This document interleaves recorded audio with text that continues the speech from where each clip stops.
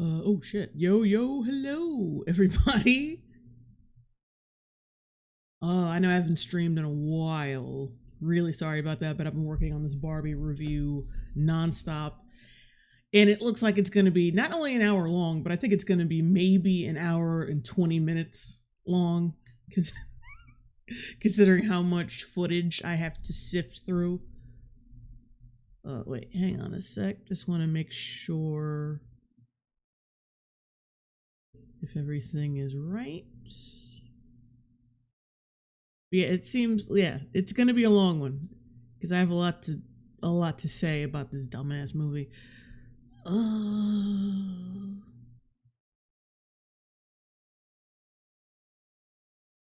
Okay, there we go. Making sure we have fucking audio during this shit.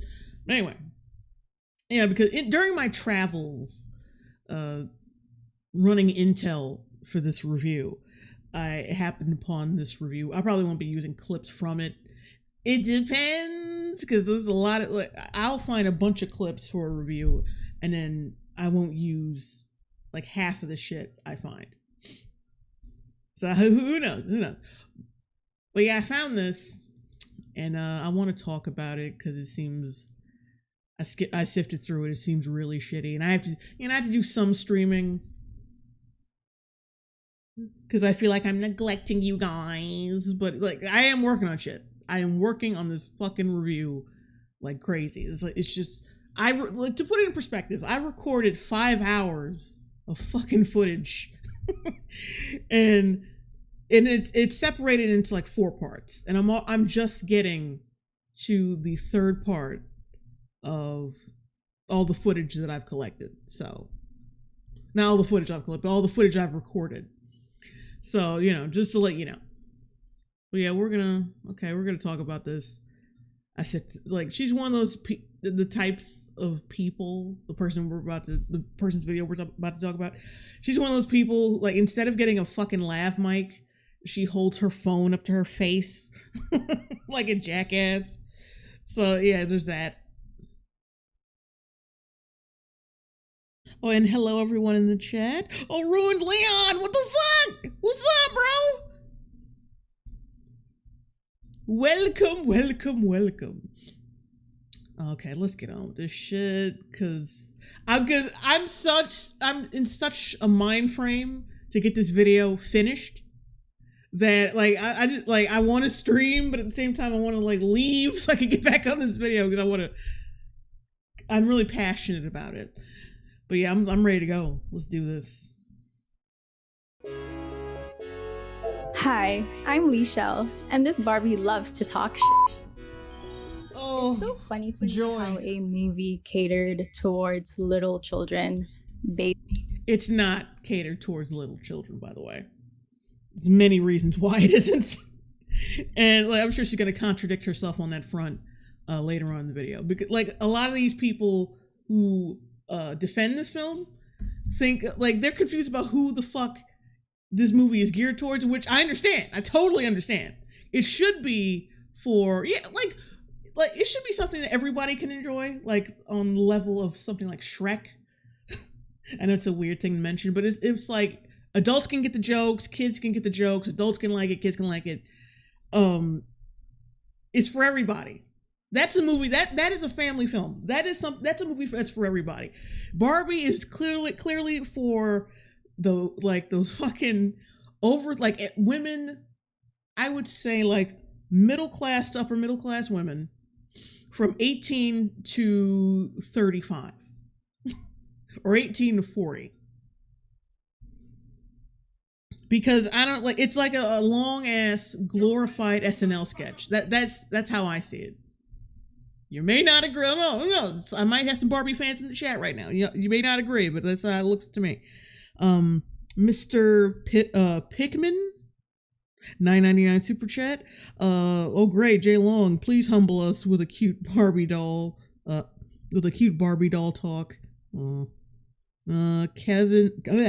Kelvin Thompson. Jesus Christ, I'm off today. $2 super chat. Barbie was better when it was called Enchanted. Yeah, True that. Even though I didn't mention Enchanted in my review, I actually mentioned The Last Action Hero because I think that's a little closer to what could be the equivalent of a Barbie film. But whatever. Mouse. See, I'm gonna go on and on about this shit because like I'm in the zone, man. Mouseketeer 627 $5 super chat. Here's some dough for all the good times you gave us, and I love your contagious laugh. Wish you the best. Oh, thank you. Zay 199 super chat. Love your videos. Any chance on getting a vid on TLM? Oh, The Little Mermaid, right? Honestly, it was just too boring for me to even give a shit about it. It's pretty clear that it's bad. I don't think I have anything to add. Like I said, I'm just not passionate about that. I think Barbie is a little bit more needing of my attention, to be honest. But hey, let's get into it. So funny to me how a movie catered towards little children based on a plastic doll is somehow still too difficult for some people to understand. Well, you can't. Like, this is what kills me about these motherfuckers. You cannot taunt people who dislike the film, saying like, "Oh, what you hate a baby movie for babies? It's about a plastic doll," and then lament the film for being so deep and woke and examining our patriarchal world and like the depth of that and like looking at all the nuance and like all the like the messages that it gives out. You cannot do both. Either it's a stupid baby doll movie or it's like a deep feminist introspective feminist film. Like, make up your fucking mind. You cannot do both. This is double think. You cannot believe two different things about this film. I mean, sure, the message towards the end may have gotten a bit more philosophical, but it's not like we're dealing with rocket science or whatever. I agree. This movie is not as smart as it pretends to be. You are right about that. Or as other people pretend. Or is thinking about a world outside of yourself too big for that little boy brain of yours? Is that... Oh, Jesus. She's using editing to replace her personality now! Chinchilla in space. Welcome to the Long Bros. What's up? But yeah, this is one of those cases where this, like, if you remember that era of YouTube with Rice Gum when he was all over the place, he used editing to replace his lack of charisma and personality. Like, if you look at his videos, it's like it's filled with editing, but he is like not even there. And it's the same thing here. It's like, did you really just like put? It just makes me cringe. I just hate it. Why you want to jump on Elon's mini rocket so badly? As of filming this video, it has been over. So we're already in the mindset that only boys dislike this film. Only douche bro boys. Yeah, this is definitely the fan base, like the intended fan base for this film. 3 weeks since Barbie the movie premiered, and the general response has been overwhelmingly positive and well deserved at that. Overwhelmingly, but like, yeah, people saw it. Here's my hunch. People are not good. That's I can't stand saying too much about what I'm going to say in my review, but whatever. People only liked it because of the theater experience and because it's attached to the Barbie brand. That's about it. But I think, and like, of course the intended audience did love it. The intended audience. But then people, like, you got people coming out of it like, okay, like, it sounds like people who like it, their resolve is starting to break down. Like they're starting to, like, okay, wait, well, it was fun. It was kind of a mess, but it was fun, right? Like, which means, like, yeah, no, it's probably like a shitty film. Which is, like, if you enjoy it, that's fine. That's perfectly fine. But it's just not a good movie. And I think there's that theory that somebody came up with it, but like, women are so starved for like actual girly shit and pink and all this bullshit. Like they're starved for actual fun female, a fun female romp at the theater. Like they're sick of this like fucking girl boss bullshit, and they want something for themselves. Basically, Marvel's been getting it wrong the whole time. And like this was their an outlet for them. But like I said, that shit I don't think it's gonna last. I think you're gonna see a lot more reviews like mine eventually, because the movie's not that good. But I think like the theater experience and the camaraderie, and plus like it's done, but like all those fucking TikToks you see of like people going in pink, like it's mostly influencers. You know what I mean?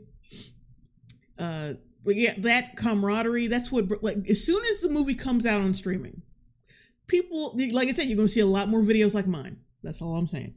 Bonesaw is ready. $10 super chat. I just hate the hypocrisy around the movie. I'm a misogynist for not wanting female space marines, but you don't hate men when you support a film where men can't own property or hold public office.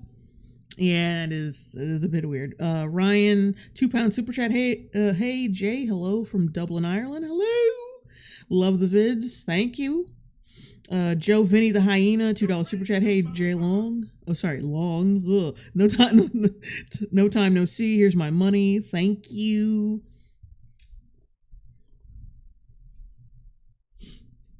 But yeah, I think once it comes out on streaming, like I was saying, once it comes out on streaming, when you take away the audience camaraderie, like the audience experience, the theater experience of the film, and you take away all the hype, I don't think people are going to like it as much as they say they do now.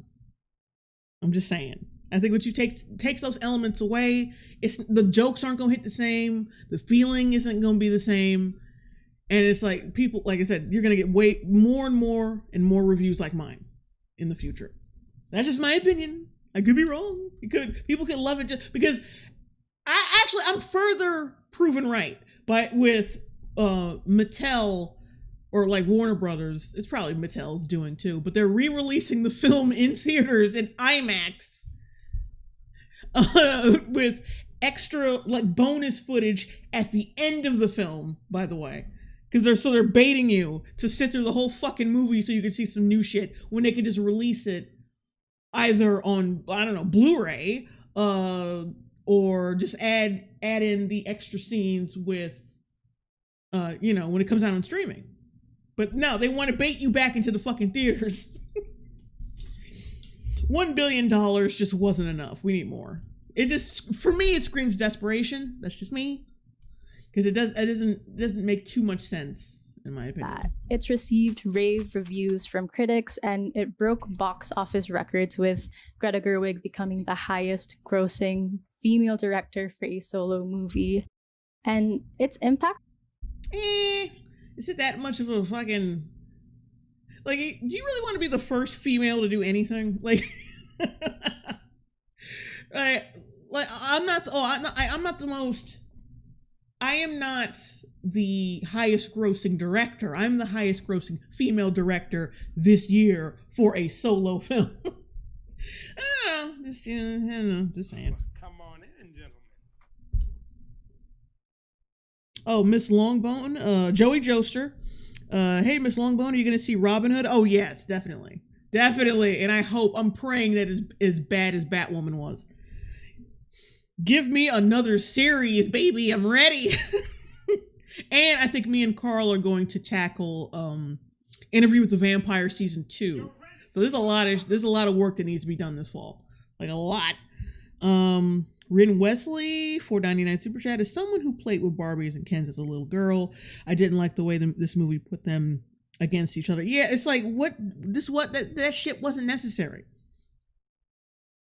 All that fucking the gender politics, that should not be the central point of the plot of it, especially not for a Barbie film.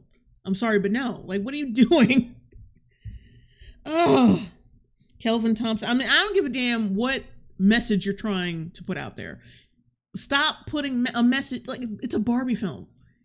If you're going to talk shit about how it's a dumb, dull movie and it's not for you and all this shit, then they shouldn't have put all those fucking issues in it.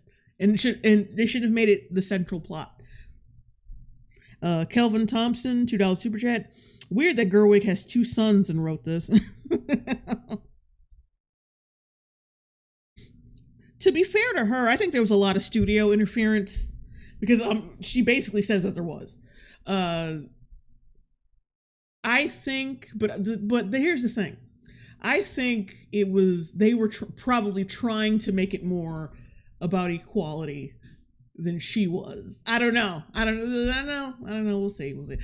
We need to get through this video. We're only a minute in. On today's pop culture has been so palpable online. Like, everyone has been hyping up this Barbenheimer double feature for months, and people even dressed up for the occasion. And that was such a fucking scam, because aren't they both Warner Brothers films? Aren't they both from Warner Brothers? That was such a manufactured scam. So yeah, it's safe to say that Barbie has easily become a cult classic overnight, but that of course does not make it immune to the fragile ego of a certain kind of audience. Because how dare that girls get anything just for them? Y'all get plenty of shit. Like, we get plenty of fucking shit. It's just the shit we get is not that great. Because when Hollywood tries to cater to us, it's like, and like Barbie's no different, to be honest. Barbie is no different. It's just another bit of like trash. They're like, oh, hey, females, you'll like this bullshit. Whatever. It's got feminism, pink. Go menstruate and watch the fucking film. Yeah, it's the same kind of like pandering bullshit. It's just pink. That's all it is. How dare that anyone who isn't a cis man get anything in this world? Oh God. Oh God. How dare anyone who was a cis man, like, look, I didn't like the film. I'm sure there are plenty of other women who also didn't like the film. Like, I don't like this way of thinking. It's just so anger inducing. It's like no woman could possibly disagree with other women. Now, ratings and reviews are super arbitrary and should never reflect what a movie is and what your opinion may be about it. Wait, why not? What did you say? Now, ratings and reviews are super arbitrary and arbitrary. I just thought that was funny, but should never reflect what a movie is and what your opinion may be about it. So reviews are arbitrary and don't really reflect what your view could be on it. Oh, okay. John Doe, the average Joe, did she just fucking pimp out the rave reviews and how much money it made just like a second ago? Okay. John Doe, the average Joe, $1.99 super chat. Is she speaking into a deodorant stick? No, that's her cell phone. I said this earlier in the stream. Like, instead of getting a fucking lav mic, which are cheap, by the way, she just holds her phone up to her face. It's so annoying. Get a lav mic, please. So, don't take this video as an attack if you simply found the movie to be just okay. Like, that's fine if you're not super passionate about it, but it's fine if you're not. Don't be passionate about what I like. Don't be passionate in your dislike of what I like. Otherwise, I will attack you. That's basically what she's saying. Oh, I wish these motherfuckers wouldn't be so transparent. I am so sorry that you have no taste. But I do think there is something to be said about the people who are hating on Barbie for all the wrong reasons. One of the Barbies is a trans Barbie, and this is treated totally normally, as though this is a female. Yeah, just single out this one thing he said. And all the other shit. A voice, again, deeper than my own. You're telling me that a 39-year-old shrimp below 6 foot. Oh my God, really? Really? That shit doesn't work when the dude's already married with children. It doesn't work. I mean, it doesn't work, period, because it's just fucking stupid. You're short. Like, okay. So is your attention span? Your bank account? Your parents' patience for your ass is all short. Damn it.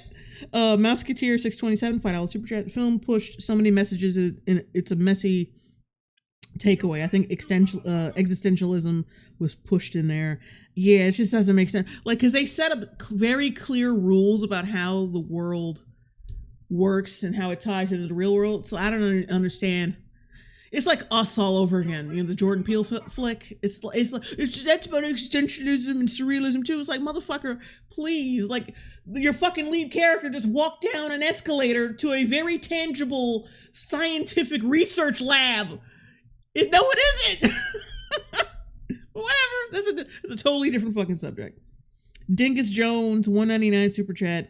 Why do all these reviewers have that vocal fry? You know why. To make them sound more interesting. Took the time to pay for a ticket, dressed up as Ken. You took time to pay for a ticket, you dressed... Wait a minute, so you're saying a person under 6 feet dressed up as a certain character from a movie about a doll? You mean like every other bitch who fucking saw this film? So you're gonna make fun of him for the same shit that all the other fucking fans of the film did. And the only reason you're doing it is because he didn't like the film. No. No. You can't do that. You're just being petty because he didn't like the film. Sat through all 2 hours of the movie, then went to his own studio, which was also decorated in pink, by the way. Yeah, it's called set design. Matching the tone of whatever the fuck he's reviewing. So, what's your point? Gary Thomas, $5 super chat. Hey, JLB. Glad to see her back, and this lady is doing one thing right in the video. She's disproving the stereotype that all Asians are smart. Oh. And proceed to spend... Oh, dash bullshits. Lol. Ben Short Perot. Got him. Debunked. Yeah, I hate that shit. Like, that short shit does not work. If the dude's married with kids, he got picked already. Certainly there's some bitches out there who like the short niggas, who look like Damien all grown up.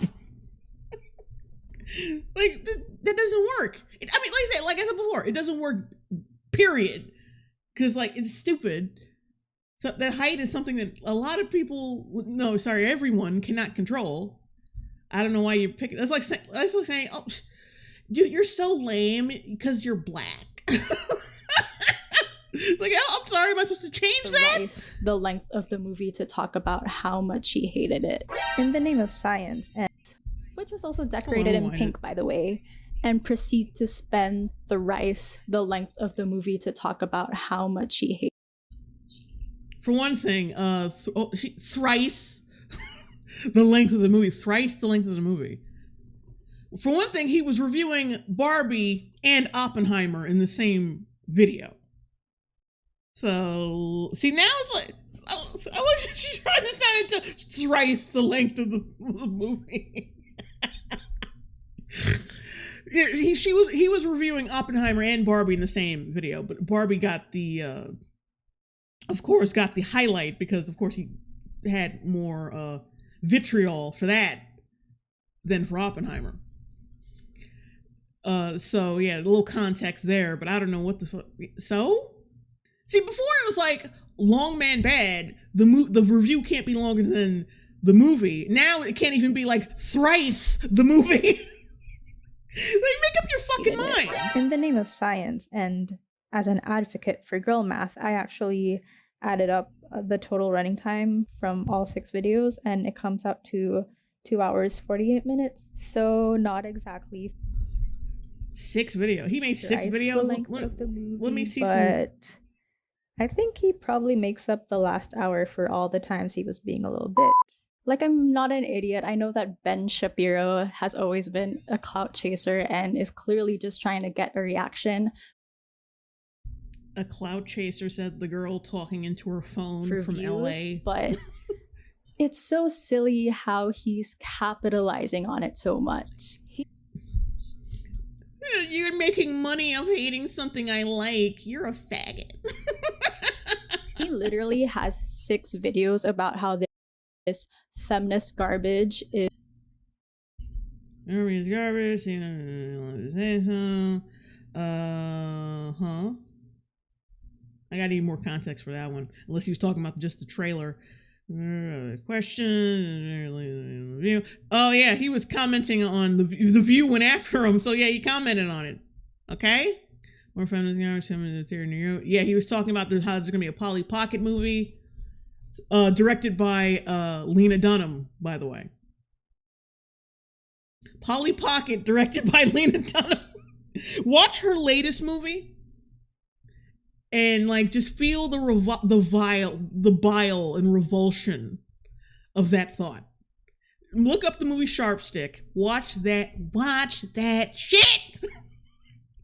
I gotta do a review on that too, because it is terrible. That is a horrible film, and it's kind of fucked up. Go check it out. And then understand why her making a Polly Pocket movie or any children's film should not happen, ever. Not to mention the other things about her. But I'm trying to keep it PG, so my shit doesn't get demonetized, so. But yeah, it's just, one of them is a review. This one's reacting to people who didn't like his review. This one is talking about all the films that Mattel is going to pimp out because of the Barbie film. This one is like, he's basically just talking to his twin. God damn, they look so much alike. It's creepy. Yeah, talking about his twin, about what's so great about the fucking film, trying to understand, getting another point of view, which is actually a good thing. Getting another point of view on a film that he hates, which is a lot more I could say about you. This one I think was, probably about the trailer or some shit. I forgot what that was about. And he, of course, because he's a political channel, he was making fun of a political figure, making like Trudeau photographed himself with some twink going to go see the film right after he just announced his divorce, which was a little hilariously suspicious. But anyway, moving on. Taking over cinema. Like, do you not have any other hobbies? Not an FBI. $2 super chat. Is girl math like women driving? Taking over cinema. It's videos about how this feminist garbage is. Oh, Batgirl Wild 7? Have a good stream, Jay. Thank you, and you have a good day. Taking over cinema. Like, do you not have any other hobbies? You have a 37-minute video fucking reviewing the shitty film. Like, stop it. You cannot do that. You have to point out something that is pathetic about what he has said in his videos. Otherwise, you just look like a fucking idiot. Oh, you make videos on topics that interest you? What a bitch. I'm speaking into my phone. That looks like a piece of candy. Oh, Ben, just admit that no one wanted to watch Oppenheimer with you. I know it's so hard for boys like you to feel unrepresented in What the fuck are you doing? I can't take this shit. Media. Like, don't need to make a big deal about it. I'm sure they'll make an 8th Transformers movie just for you. I'm pretty sure he hates that. He probably wouldn't watch that shit either. Just a hunch. Although it kind of checks out that he doesn't really care about what women like when he can't even find his own wife's anyway, so since it's... People are still running with that lame-ass joke. Oh my god, he didn't like a rap song that was fucking grossly specific about squirting. That clearly means he can't satisfy his wife. Where do people come up with this bullshit? So difficult for some of y'all to grasp the concept of Barbie. Why not break it down in a way? It's so difficult for some of you to grasp the concept of Barbie. You just said it wasn't rocket science. It wasn't rocket science. It's not that people grasp it fine. I think the right people think the right things about this film. Like, even the people who like it and see it as very feminist and love it for it, yeah, they took it the way they were supposed to. And the people who hate it, because it's feminist pandering tripe, also took it the right way. The people who didn't are the ones who keep saying, no, it's about equality. It is. No, it's not. It's not. But okay. I mean, it's fine if you want to believe that. Because, like, shit is grim these days, especially in Hollywood. Looking at, like, basically every other fucking film is a complete trash fire.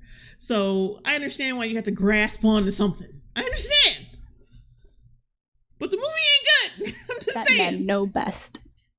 I'm here to mansplain the shit out of this like it's The Godfather. Look, I don't care if you call your Oh, God.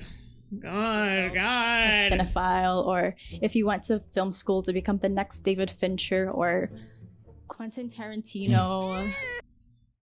Kenton Tarantino. Can't even pronounce his fucking name David right. Fincher or Quentin Tarantino. You are in absolutely no liberty to critique Barbie when you don't even know the lore behind it. Somebody should have said that to Greta Gerwig. Maybe. I mean, she's blatantly said that, the most intimidating thing about making a Barbie movie is that she has no story. And I'm like, bitch, there has been like dozens of fucking Barbie films already.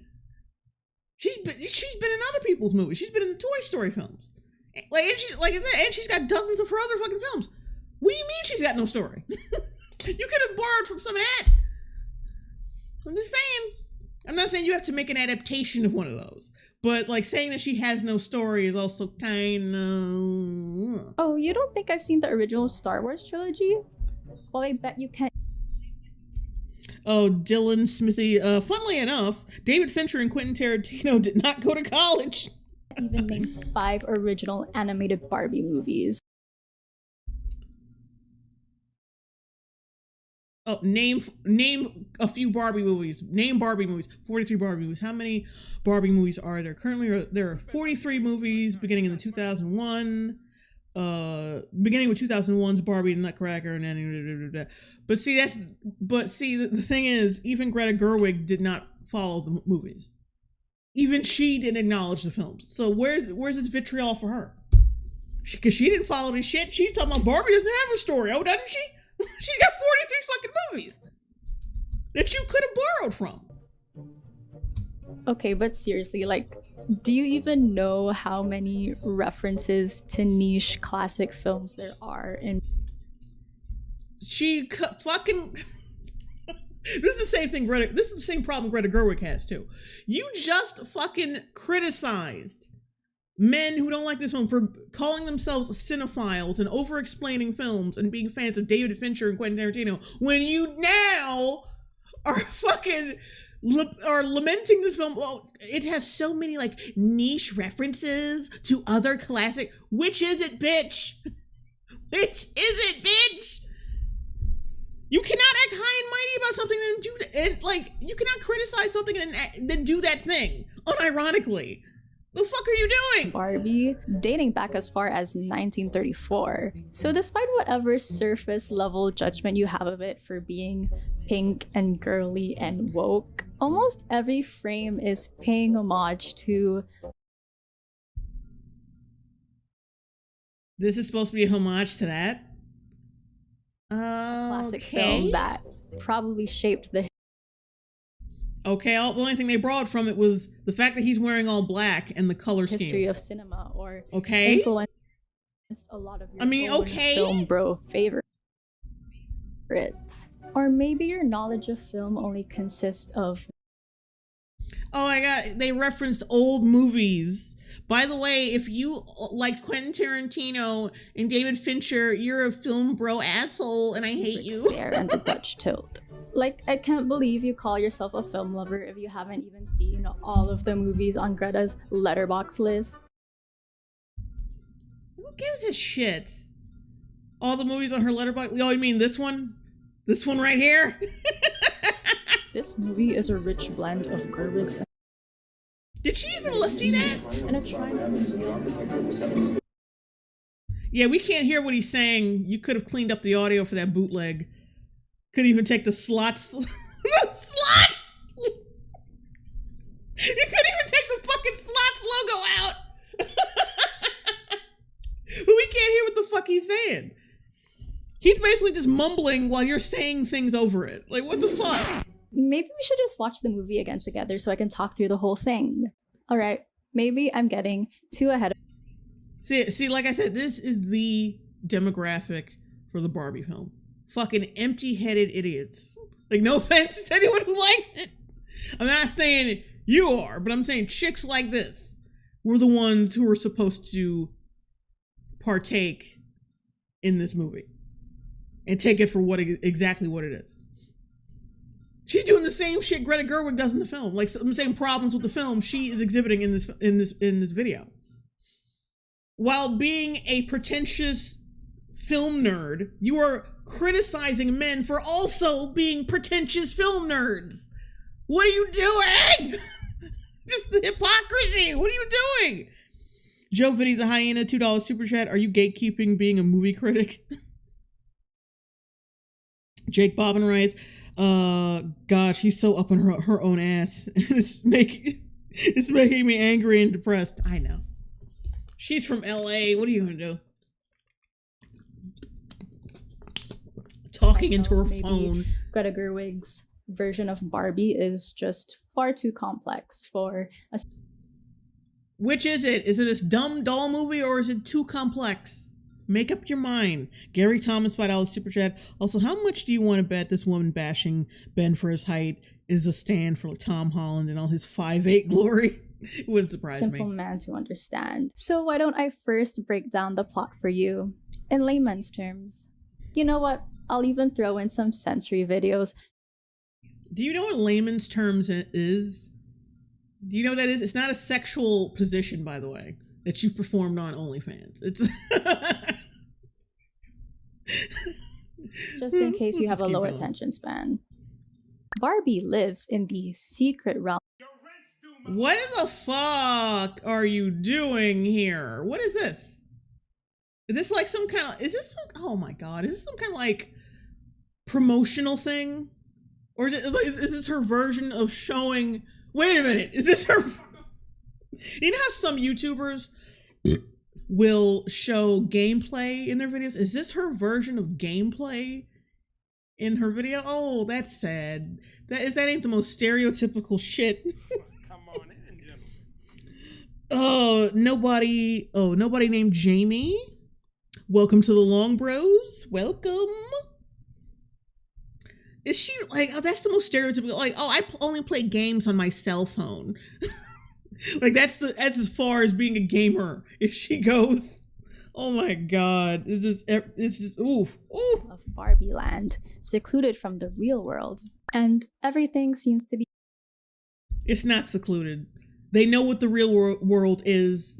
They have some vague understanding that they have an effect on the real world.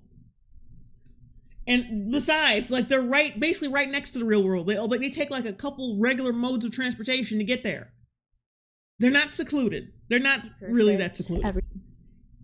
And of course, Ugly Barbie tells, like, what if Ugly Barbie, like, openly tells Barbie, like Margot Robbie's Barbie, how to get there very easily, like, very, like, she just divulges this information. They're not secluded. Which is one problem with this film, is that they want to make it seem like, oh, they're just like, these Barbies are basically just aliens who don't understand the real world. Like, it's not even like childlike innocence. They're just like, they're dumb. They really, truly don't understand things. But whatever. Like I said, it's not secluded. Everything is where it's supposed to be, and everyone is doing what they're supposed to do. Until one day, stereotypical Barbie finds herself acting outside the norm, which then forces her and her Ken to travel to uncharted territory. And it's here where Barbie's entire belief system is challenged and completely broken down. What is her belief system, by the way? Can you name it? Can you talk? Like, what is her belief system? Everything's perfect? Because that's not really, I guess that's some kind of belief system. That's basically it. That's her belief system. That Barbie Land is perfect. But she is not obligated to think any other way, because that's the world she lives in.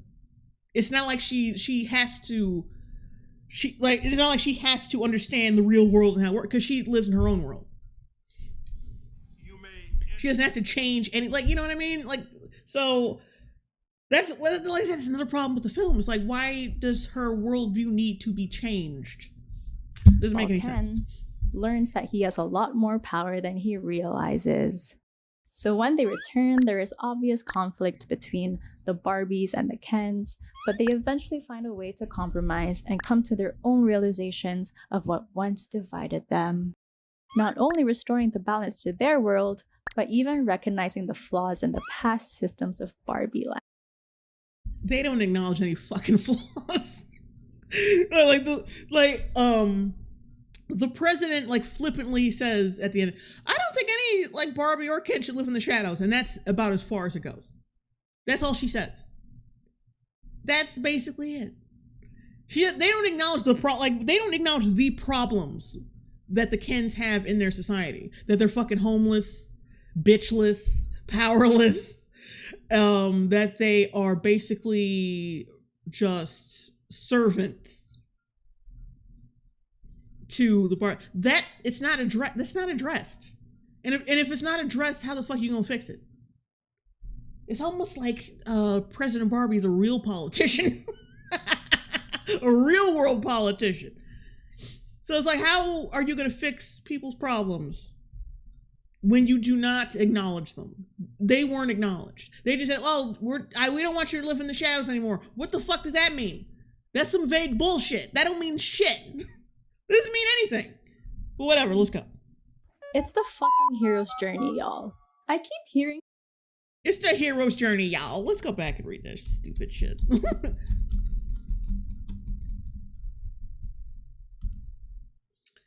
So call to adventure, meeting a mentor, crossing the threshold, normal, trials and failures, growth, new skills, death and rebirth. What death? What, like, growth and new skills? What new skills does she get from this? Like, she barely does anything in this movie, realistically. Like Barbie, she doesn't really have a character. She doesn't really gain one. She keeps going, like, her characterization goes back and forth between hating Ken and feeling sorry for him. It's like, literally, like, the scene right before they get back into Barbie Land is her, like, saying that Ken is superfluous, basically just hating on him. And then when she finds out, like, even after he brainwashes the town and takes over the town and introduces patriarchy, she's back to, like, she's feeling sorry for him. Like, oh, what if he doesn't like me anymore? It's like, bitch, where did this come from? Where did this level of empathy come from? Caitlin Trigg, $2 super chat. In my opinion, Diablo Cody and Tina Fey should do more movies. True. Revelation finally changes. Atonement. She doesn't have any atonement. She does a lot. I mean, she's complicit in the world, in the Barbie world being the way it is. So... I keep hearing people with bad takes say that the movie is all over the place. Split Banana. Ken is ironically the only one who has the hero arc. Yeah. He's the only one who actually has a to be honest, he's the only one with a character. He's the only one with, like, he has direction in some way. Like, he has a goal in some way. And then he has, like I mean, he doesn't come full circle, to be honest. He doesn't. It's still, his future is still up in the air. And Barbie World is basically back to the way it was before anyway. So it's not like it's not really like he accomplished anything. He didn't. But he did have more of a character and more of an arc than the actual fucking main character, which should not happen. Especially in a Barbie film. Joe Vinny the Hyena, $5 super chat. Unrelated note. Did you know that women are dumping men? Yeah. We'll cut you off right there. I already know about it. And that will be featured in my video. Women are dumping men because they didn't watch or didn't like the Barbie movie, dodged a bullet. There I say. Yes.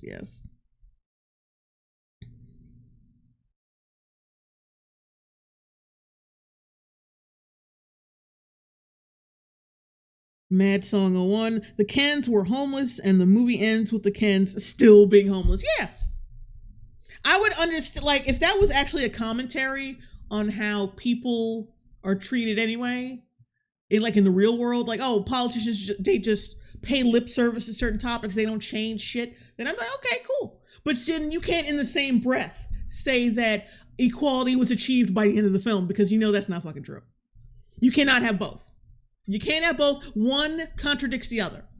Either they had equality by the end of the fucking film, or President Barbie was like basically representative of regular politicians who just pay lip service to topics and don't change a fucking thing. You cannot have both.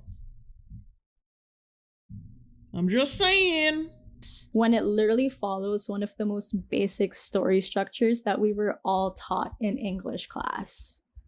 Or were you just not listening? And again, this movie was made for children. No, it wasn't. It wasn't. It was made for according to the filmmakers and the cast and crew, it was made for everybody. It was not made for children. But since it is made for everybody, children are supposed to, are included in enjoying it.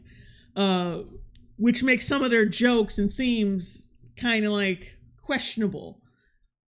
But you know, I touch a little bit on that in my review. I even overheard a little girl walking out of the cinema with her mom, telling her about how this movie was both funny and sad. Yet, men would only say it was stupid. Yeah.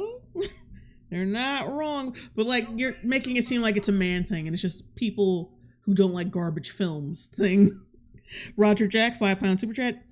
Funny thing is, the Barbies were willing to let him be in charge, and Ken gave Ken's purpose. Oh, and gave Ken's purpose. Funny thing is, everyone was happy besides third wave feminists. Yeah, and plus you got people like her on Twitter talking shit about how they hate how Ryan Gosling's getting all this attention and not everybody else involved in the film, which is hilarious. That was supposed to be about, equality. What happened? How does someone a quarter of your age understand the nuance? She's a child. She's a fucking child. She saw a fucking pretty woman crying, and of course she thought it was fucking sad. Kids are easy to manipulate. Newsflash. Bulletin. Late breaking news. How could a child get this more to you? Because she's a fucking child. She saw the pink and the fact that it was based on a doll that she fucking plays with. It was like, yeah, this is Liddy, son. This is Liddy, son. But any fucking adult who knows how films work and can pay attention, of course they didn't like it. Of course, not to say that anyone who liked it wasn't paying attention. Because I think a lot of people who did like it know the movie shit, but they like it anyway. Which is fine. Of Barbie more than you do. And people also bring hello, up the cynical person, that it's so unrealistic or it doesn't really make sense in relation. Oh wait, Steelworks. She saw a white lady crying and felt sad. But yeah, that's like if a kid sees someone crying and it's convincing, which Margot Robbie is convincing crying. I mean, then again, she didn't really. Oh wait, yeah, well yeah, she did cry convincingly late into the film. Because I'm thinking about that scene where she does the Demi Moore cry when she's on the bench. But yeah, she did do some real sad crying. But yeah, a little child saw someone crying. And that's sad because she's a fucking child. To our world. As if the concept of symbolism in art doesn't apply to this specific movie. It doesn't, because it's not utilized well. I believe there is a bias when it comes to how audiences perceive certain imagery in regards to whether or not the film's message is taken seriously or just seen as a joke. Even if a girly girl movie shares the same themes with a movie that would be more masculine, it's not any... Get the fuck out of here. If this was like, people have been dogging the Transformers movie. Like, Transformers movies have some deep themes too. And the DCEU, like some of the movies that Zack Snyder did for that, had some deep themes, and nobody liked that shit. That's not a good, no, you can't do that. As if no one has ever found a more masculine film with the hero's journey bad before. Like, no, this is the first time, this is the only time people find that bad. Now that it's a girl thing, now people think it's bad.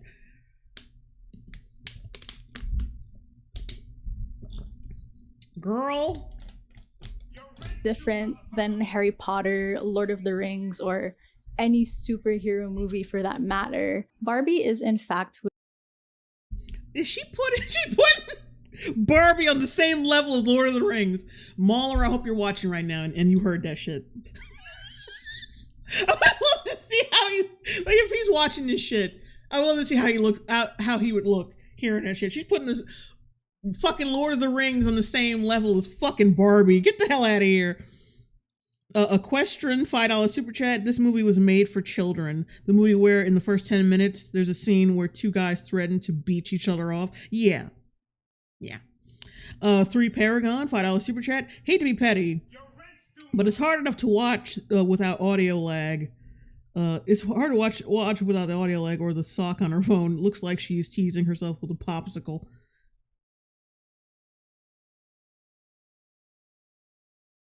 Red Rose Spark, just because a movie attempts to put themes in their stories doesn't automatically make it good. Rings or shares the same themes with a movie that would be more masculine. It's not any different than Harry Potter, Lord of the Rings, or any superhero movie for that matter. Oh god, which means it's when she means Lord of the Rings movie, she means The Hobbit.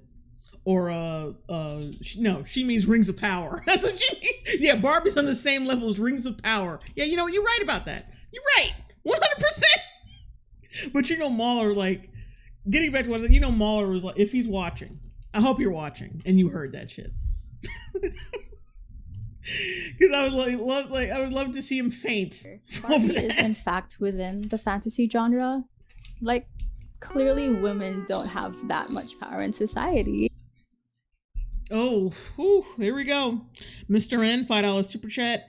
Hey, cow stompers, how is everybody? What did I miss? You missed a lot of, a substantial amount of cringe, but I wouldn't advise you to watch. And I think with any, for that matter, Barbie is in fact within the fantasy genre. No shit. Like, duh. Clearly women don't have that much power in society. And I think with any fantasy movie comes a responsibility, or at least the expectation from the audience to uphold a suspension of disbelief in order for the movie to be consumed and enjoyed as intended. If you're not familiar with the term, suspension of disbelief is basically the notion that in order for works of fiction to be enjoyed, you need to ignore any critical thinking when you're watching a movie. Why do I feel like you are exaggerating that? Because that doesn't... Hang on a second. Disbelief meaning. Let's make sure we're getting that right.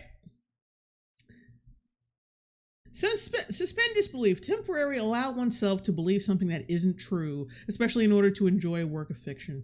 Alrighty. Let's go a little deeper into this. I know I'm going on Wikipedia. Shut up. Suspension of disbelief is the avoidance, often described as willing, of critical thinking and logic and understanding. that something is unreal or impossible in reality, such as something in the work of speculative fiction. Okay, I think I know where she's gonna go with this, and I already know that I'm not gonna like it. Because that only applies to like certain things. There's some shit you can't like say Batman's Batpod from The Dark Knight. Yeah, like how was that? Do we need to see how it was built? Do we need to know if it would actually work in real life? It does, by the way, because I think they actually did build that for the film. But does it matter? No, because it's a Batman film. That's some shit that would be like if you were to say, "Oh, the Batpod," that wouldn't be practical. That would be a nitpick. That would be fucking ridiculous to point out. But I'm talking, but a world with established rules that has its own rules. Once they start breaking their own rules just to get the movie to move forward, that's when it's like that suspension of disbelief shit goes out the fucking window, and then you got to start using your brain, because when you fuck shit like that up, it kind of ruins your enjoyment of a film. Like if The Dark Knight just ended with Dave Chappelle taking a shit, you'd be like, "Oh, what the hell just happened?" You would not put aside you would not practice suspension of disbelief with that, because that's just like, wait, what happened? I think it's perfectly reasonable to ask why, instead of the movie ending with Batman speeding into the light at the end of The Dark Knight. It's just like a fucking photo. It's just like a still photo of Dave Chappelle taking a shit. I'm just saying. TV show or reading. Oh wait, shit. T Jason for 35, $4.99 super chat. Just wanted to donate a little something for sitting through this madness. Oh, thank you. Mr. N, $20 super chat. Suspension of disbelief is the reason why She-Hulk and Batwoman got so much rev. True. Gray Fox, the suspension of disbelief is something the writers must work to protect on the viewer side, not viewers having to work to maintain it. Exactly. Thank you. LBL? I think that's LBL. Sorry if I'm saying that wrong. Jay, are you going to Batwoman, that modernized Robin thing? Yeah, I hope so. Because if it's not cringe enough to like do like a series on, then I might just like keep it at like a short review of it or an edit or something. If it's not cringe enough to review, but I think it will be. I'll keep you posted. Killboy PH, $2 super chat. I still expect Gravity to work like Gravity. Exactly. Like there's certain shit that suspension of disbelief works with, but it's not everything. But like I said, I already know I'm gonna hate what she has to say. Critical thinking when you're watching a movie, TV show, or reading about, because the rules of this fictional world are widely different from reality. Duh. But then when they start breaking their own world's rules, that's when it's like, no. I guess people. You might as well not think any movie's bad if you're gonna say shit literally, like that. And couldn't spare any critical thinking left to spot the metaphors in Barbie. Obviously, with a fantasy film like The Chronicles of Narnia, for example, you know that Narnia isn't an actual place, but you as a viewer have to accept it as fact because it just ruins the experience otherwise. Yeah, no fucking shit, you moron. You can tell by the title, Chronicles of Narnia, that Narnia is a place in the film. Oh god, you were so slow. Like, no fucking duh. Oh. The Fatal Crest. Jay, will you review something you like or only snap your back with cringe? I did a video on what the fuck was it again? On The Croods 2. That was something I liked. But you know, not a lot of people watch that one. But most of the time, things I like to keep to myself, you know? And things I don't like, I keep for monetary gain. I usually have more to say. I mean, I have plenty to say about shit I like, but it's more like an internal thing. when things I hate, I think it's my responsibility as a consumer to speak what I have to say about some shit I don't like. Because like when something, like when I like something or when something is good, I'll say when something is good, genuinely good, I like it and it's good. Yeah, I usually keep that shit to myself. Like I will recommend, like if someone asks me, like, what do you recommend for, something to watch? By the way, The Last Voyage of the Demeter was really good. A lot, like some people might not like it because it's kind of slow. It's not like, there's no attacks like every 5 seconds. But I'd say, like, if you saw me review the 2020 Dracula show, there was an episode solely centered around the Demeter voyage. When Dracula's picking off crew members one by one, and he's trying to get to England. They made a movie about it called The Last Voyage of the Demeter, which is really good. That is what that should have been.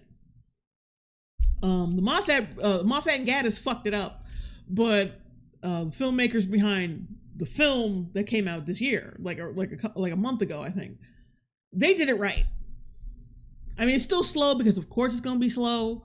It's a fucking journey to England on a ship, and he slowly has to pick people off. So yeah, it's gonna be a little slow, but I think it's a really good one, given where like the setting and all that. And like, oh yeah, the creature effects are good. I think there's a little CGI, which is good. It's utilized well. And they put an original character in there because like race swapping Van Helsing or somebody would have been really stupid. But yeah, there's a black guy in there, but there's a good explanation as to why he's there, so it's fine. Keldrig, $5 super chat. It should be illegal to be this stupid. I know. Shadow Combat, hey JLongbone, hello. No Name, $4.99 super chat. If She-Hulk season 2 comes out, you must do more reactions to it. Oh my god, that's right. There is gonna be a season 2. Ugh. Excuse me. Your roasting makes it watchable for humans. JLongbone, you're our only hope. Oh god. And I wish JLongbone would react to the last few episodes of it. She could get so much mileage out of them. I wish I could go back to Batwoman, but I just can't. Shadow Combat. Last Voyage of the Demeter will have a cultivated following. I hope so. That's genuinely a good movie. Mira Rossi. Jay, I want to ask, have you seen the Oppenheimer? I've heard a bit of weird takes on how it glorifies nukes and on top of being released at the same day as Barbie. I haven't seen it yet. I've been taking my time with it. But I haven't seen, because I heard it was like 3 hours. And plus, it sounds a little depressing, so I like to take my time with those. But I heard it was good. I heard it was Christopher Nolan's best since what fucking Interstellar. It kind of wiped away the stink of an Interstellar.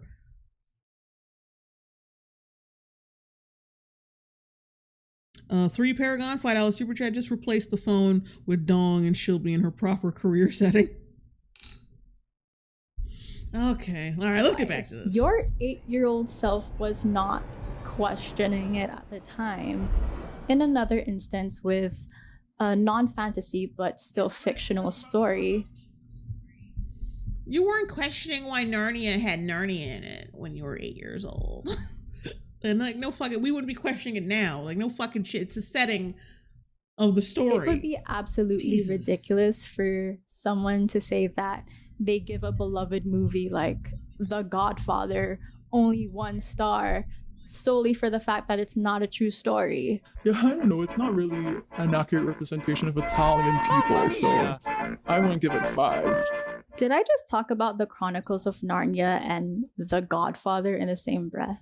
Because if oh my god, I just talk about 2 different things in the same video. That's so wild. She's such a there's one thing that those 2 movies have in common, it's that youngest sons are little bitches. We enjoy these movies Oh, because we boy. get to shut our brains off and take ourselves on an epic journey.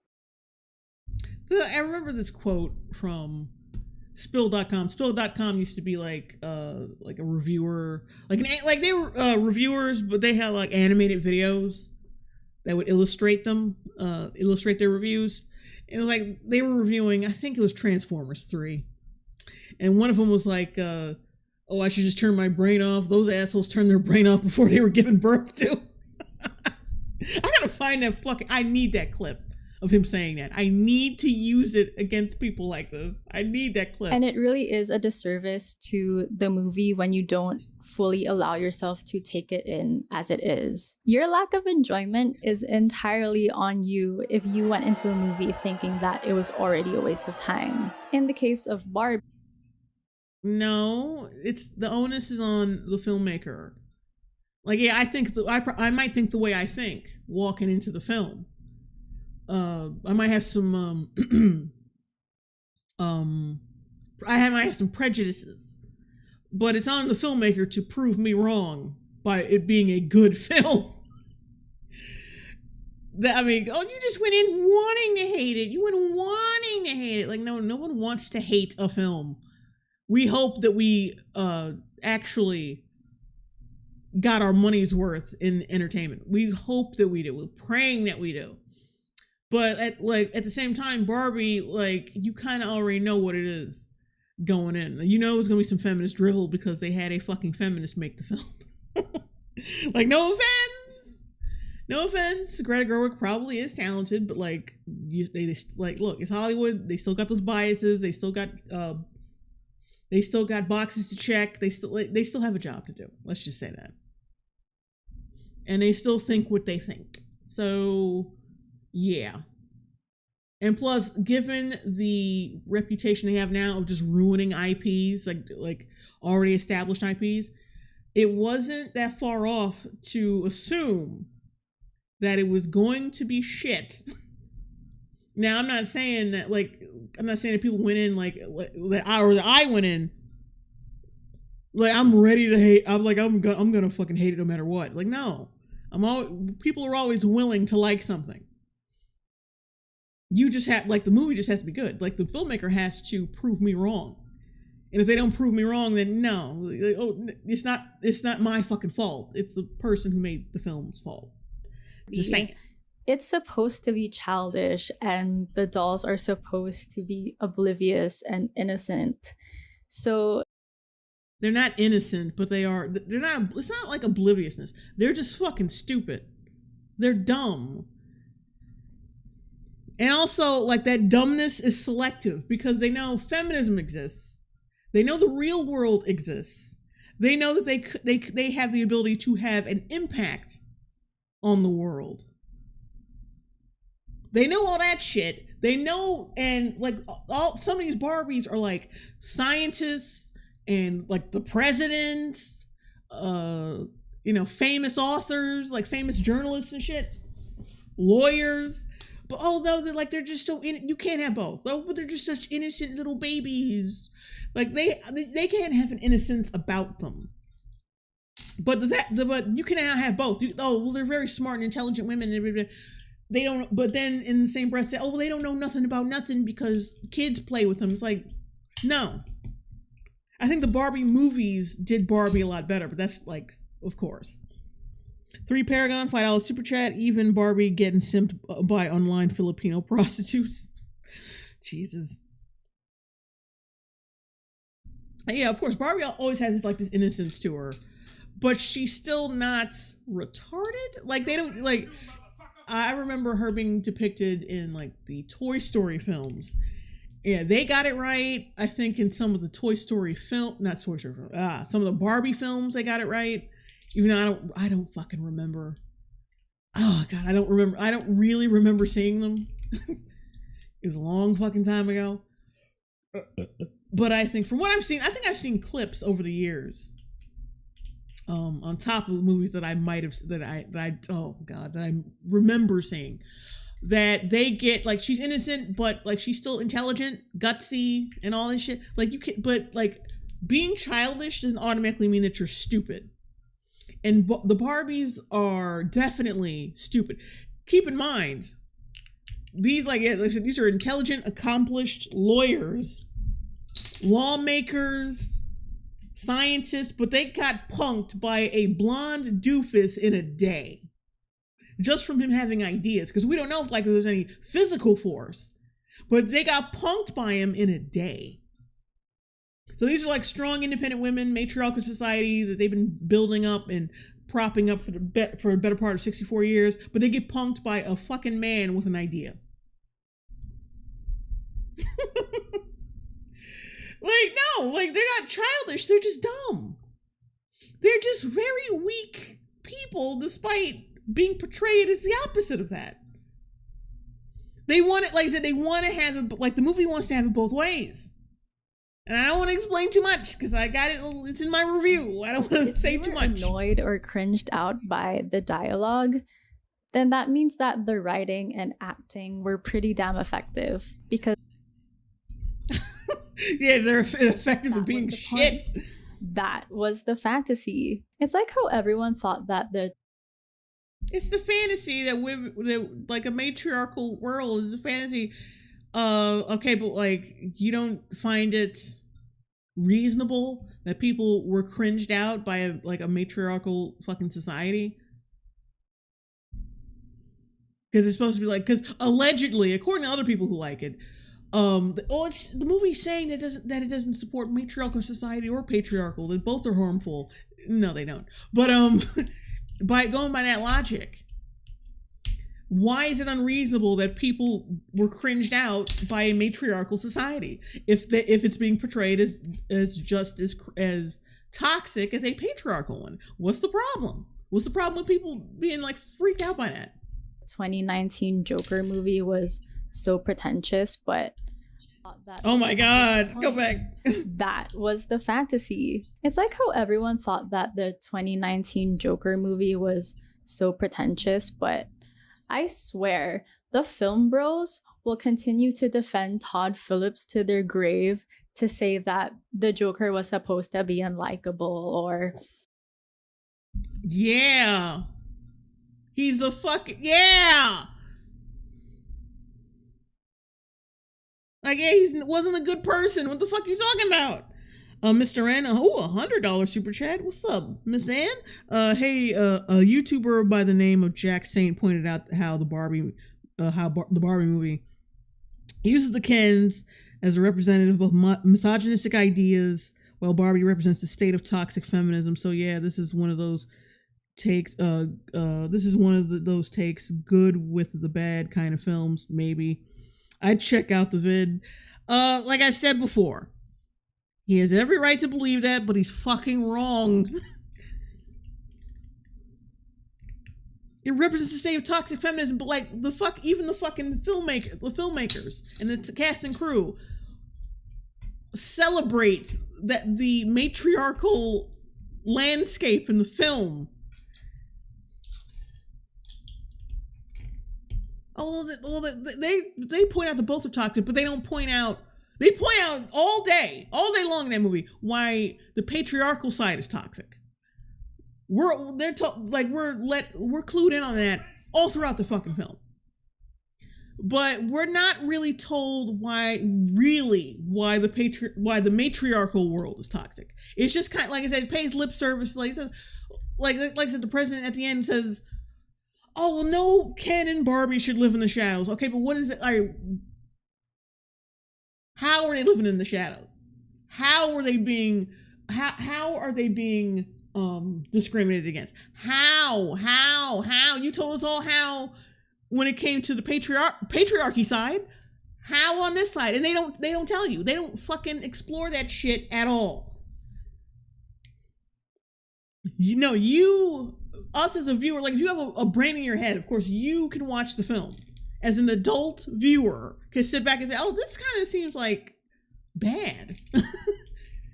Like, where do these fucking Kens go every fucking day? Like, where they go? Where their houses? Where this and that? But they don't fucking touch on it. It's just you figuring that out for yourself. It's just you being like, "Oh, wait, they don't have houses." The fuck do they go? Do they even eat food? Because if they don't have houses, where are they getting food from? Do they vote? What's going on?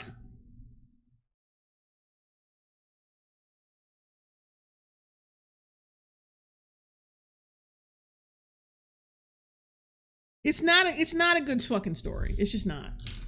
They like it's almost like Greta Gerwig was. Nah, I'm not gonna say she was afraid to do it. I think this was a conscious decision. Like I just don't think a lot of feminists, especially in Hollywood, acknowledge that men have problems. And if they do acknowledge it, they don't understand it. They really don't understand. Like I said, they just pay a lot of lip service to shit without even exploring it. Because they don't explore that shit. They don't explore anything. The only person who truly like apologizes for specific things that they have done to an individual person was Barbie. But even that was softball because it's just like, oh, I'm sorry for not fucking you. I'm sorry for not fucking you. I'm sorry for not being romantic with you. I'm sorry for not acknowledging you as a romantic partner. I'm really sorry. That's the only thing she apologized for when she's really complicit in a lot of shit. If you think about it, she's complicit in a lot of fucking. She's the mother of all Barbie. She's the first Barbie. So she is complicit in a lot of how their matriarchy is. But they don't point that out. They don't like how are you disenfranchising people? They don't fucking specify anything. They're just kind of like, oh, no one should live in the shadows, and then the fucking movie ends. That's it. How our reaction just further proves the movie's point, or this is why we live in society. Greta mentions in multiple interviews.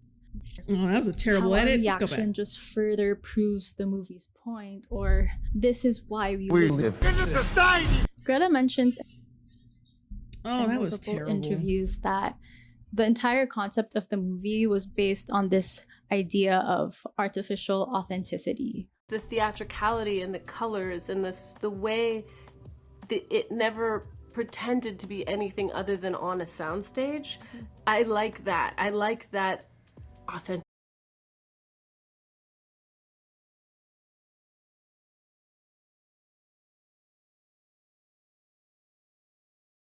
So on the heels of Legally Blonde, thoughts of finding something meaningful in the plastic fantastic was a struggle. Ironically, it had been the reverent intention to service level nature of Barbie from both Gerwig and Robbie. Seems to have supplied a film that is wholly dedicated to a deeper meaning, as stated by Gerwig in A Profile of a Gentlewoman we've come to with Barbie, that is just authentically artificial. Artificiality. I didn't understand a fucking word of this shit.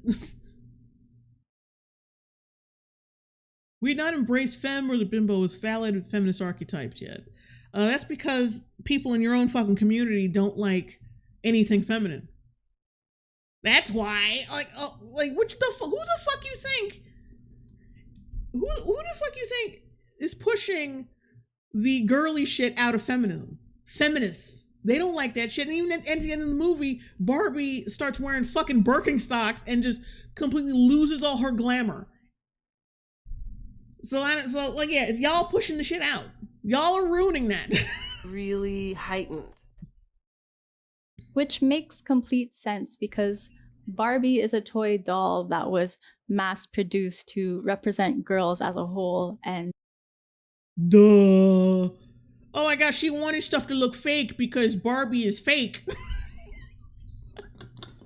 no fucking shit. Barbie is like a fake person, so everything around her was also fake. No fucking shit. Oh god. The ideal image of a woman.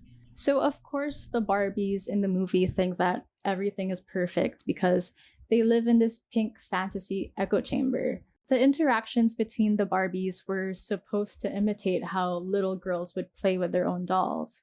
Like, I feel so sorry for the people who didn't get that because they live in this pink fantasy echo chamber. The interactions between the Barbies were supposed to imitate how little girls would play with their own dolls. Bullshit. Are you fucking joking? Because there's a couple things I can point out that disprove that. Get the fuck out of here.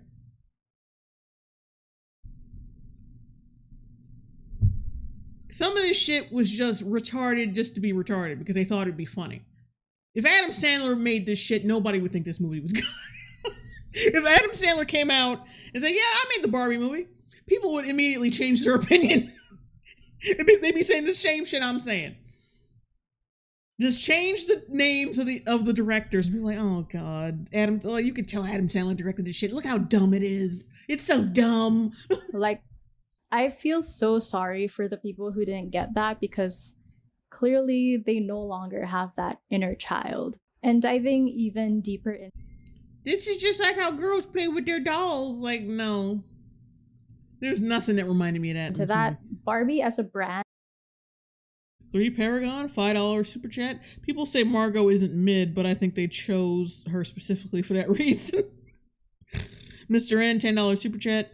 My question to all the boners and Jay herself, how would you rewrite the Barbie film without hammering all the politics? What themes and motifs would you go for? Like I said this, I think I said this in my review too, that I would stick with the 90s vibe of Barbie, because that was peak Barbie, in my opinion. That, like, late 80s, all throughout the 90s was peak fucking Barbie. You had so much shit to work from. So much shit.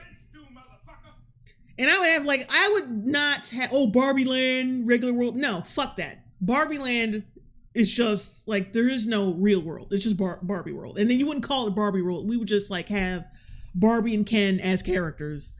And, of course, whatever Barbie, and their little Barbie, like, friends and shit. I would just treat it like a regular film. Well, not you know what? No. Here's what. I don't want to get too in detail. I don't want to get in too much detail because we have to watch this video. But I would have it where, like, a little girl who's probably like an aspiring filmmaker uses her dolls as like she writes scripts for her Barbie dolls, and she acts out like she's a little bit more mature for her age because she's been through a lot of bullshit, and she writes scripts for her dolls and shit, and she acts out little scenes and shit. So then you see her in her, like, she makes like little sets too.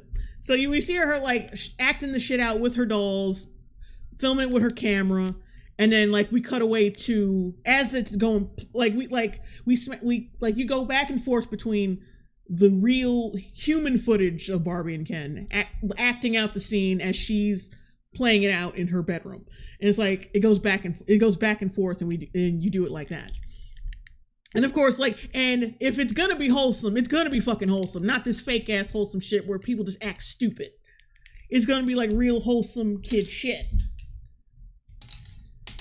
But yeah, that's how I would do it. Like, everything would be acted out from the imagination of a child. Now, like, as she's living her life and shit, it affects, the more shit she goes through in her life, the more it affects her Barbie and Ken movies and how they play out. That's how I would have done it. And like I said, I would have gone for the 90s motif of Barbie. Like, those elements would have been thrown in there. And plus, I wouldn't have, like, the cast, I wouldn't even, apart from Margot Robbie, I would have cast different people. I mean, I don't know, like, it depends. Like, because I'm not a casting director. And I don't know every fucking actor in the world. Like, I would have done this a lot differently. Red Rose Spark, why is your story already better than this movie? You know why.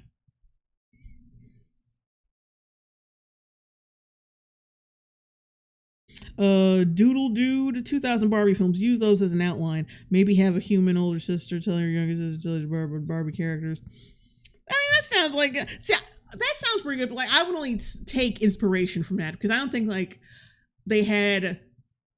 From what I remember, like, because that was right when I started to fall out of line with the Barbie thing.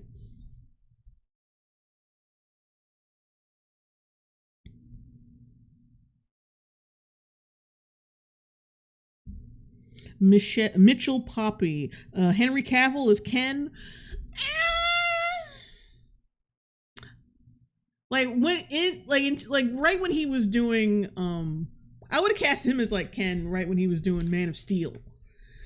Excuse me. Now he'd be a little too old. Just a little bit. I don't know. It would depend. I don't know. Yeah, I think he's good looking and all that, but just because I think he's good looking and a good actor doesn't mean he would be right for what I would want to do. But he would probably make an appearance in my film. But yeah, that's how I would do it. Like, through the imagination of a little girl, wannabe filmmaker, the more she goes through her life, the more it affects the outcome of her Barbie and Ken films. And we see the Barbie and Ken films as like a live action film being played out as she's playing with her dolls. Like, that's how I would have done it. And I would have definitely would have put in that 90s Barbie vibe. Not too drastic, but like, not too drastic, but like drastic enough to where it's like, it's hella fucking 90s. But because like, I want this kid, I would want the female child lead to be kind of like more mature than all the other kids. It would be a little bit more subdued. Mr. N, John Krasinski is Ken. Like, no, not as the Ken. Fuck it. I would get Sebastian Stan as Ken. Because I don't know. When I start talking shit about a film, I always think about how I would have done it better, or like done it in my own way. And I think every time I picture Ken, he always fucking looks like Sebastian Stan for some fucking reason. He wouldn't be blonde like Ryan's Ken. He would just look the way he usually does. I don't know. Let's get back to this video, because I could talk about this shit all fucking day.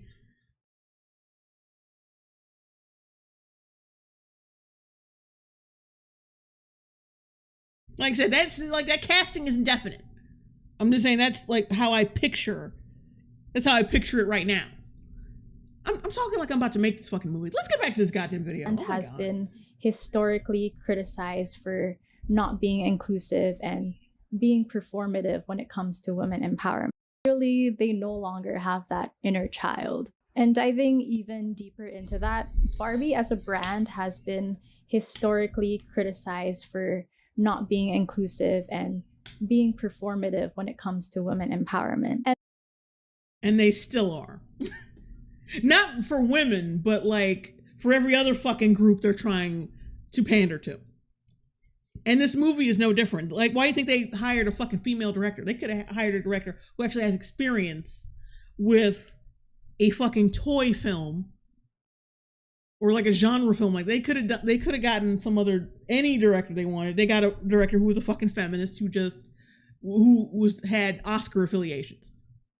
It's the same thing they did with the Chinese chick, I forgot, Chloe Zhao, I think her name is, with the Eternals. Like, they do this shit Hollywood does this shit all the fucking time. We need a female director who's probably either won or been nominated for an Oscar recently, and who's kind of indie, so who's pliable to what we want as a studio. They do this all the fucking time. It's not because they liked her. I'm sorry, but it is. That makes the movie so meta. Maybe even more meta than Fight Club, because keep in mind that this was actually produced by Mattel themselves, so obviously they still need to be promoting Barbie and not turn people away from buying their product. That is artificial authenticity in itself. It was basically a big PR move to push people to have positive feelings towards the Barbie brand. Yeah, it's almost like it explains why some of this movie was dog shit and it really confused. Thank you for pointing that out. But Greta Gerwig did something even better than that. Like, if this movie was not directed by her, I'm sure it would have just become another quick blockbuster cash grab. But it is hyper aware of its content. So, and thank you for admitting that, because she directed it, somehow we're supposed to give this more significance and importance than it has. If someone else had directed it, this would be just like some bullshit. Like, yeah. But it's still bullshit. You just put more, like I said, you just put more value on it because the fucking director has a vagina and a reputation for making vagina films. Context and its potential to leave a lasting message among impressionable viewers. And that takes an actual genius to do that. It really shows how there is a clear disparity with how much value or worth we place on media based on who the target audience is. I agree with that. I actually agree with that. Now, but I put that on the people behind the scenes, not in front of them. Because the people in front of the scenes are just taking the content as it is. They're just like, they're seeing the problems by criticizing the fucking product. Now, you have a problem with the people behind the scenes who make films geared towards women with less brains. Like take Twilight for instance. That actually had the potential to be great. That fucking, the Twilight series, everything had, not everything, but most things that are bad in Hollywood have the potential to be great.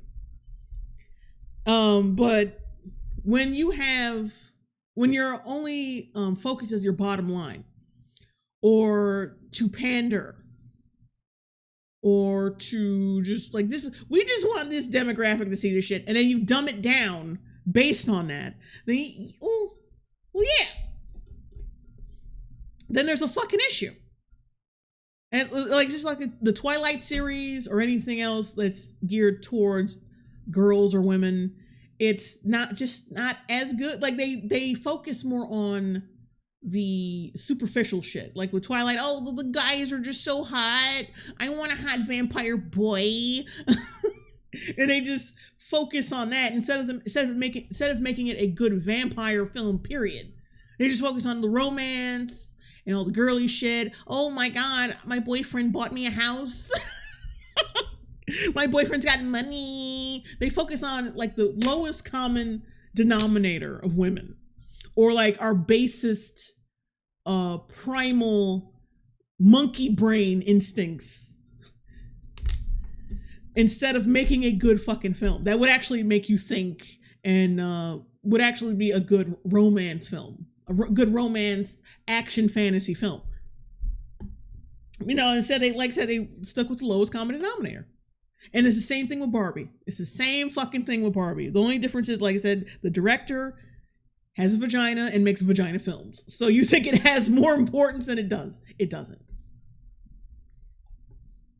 Sure, there may be a few guys watching this video right now who didn't exactly shit on Barbie, but they may have not fully grasped the message either. Or they probably said something because they have penis. Yeah, it was funny when Ken was talking about his Mojo Dojo Casa house. That shit was hilarious, but I wouldn't give it 5 stars. Oppenheimer was the true cinematic genius of it too.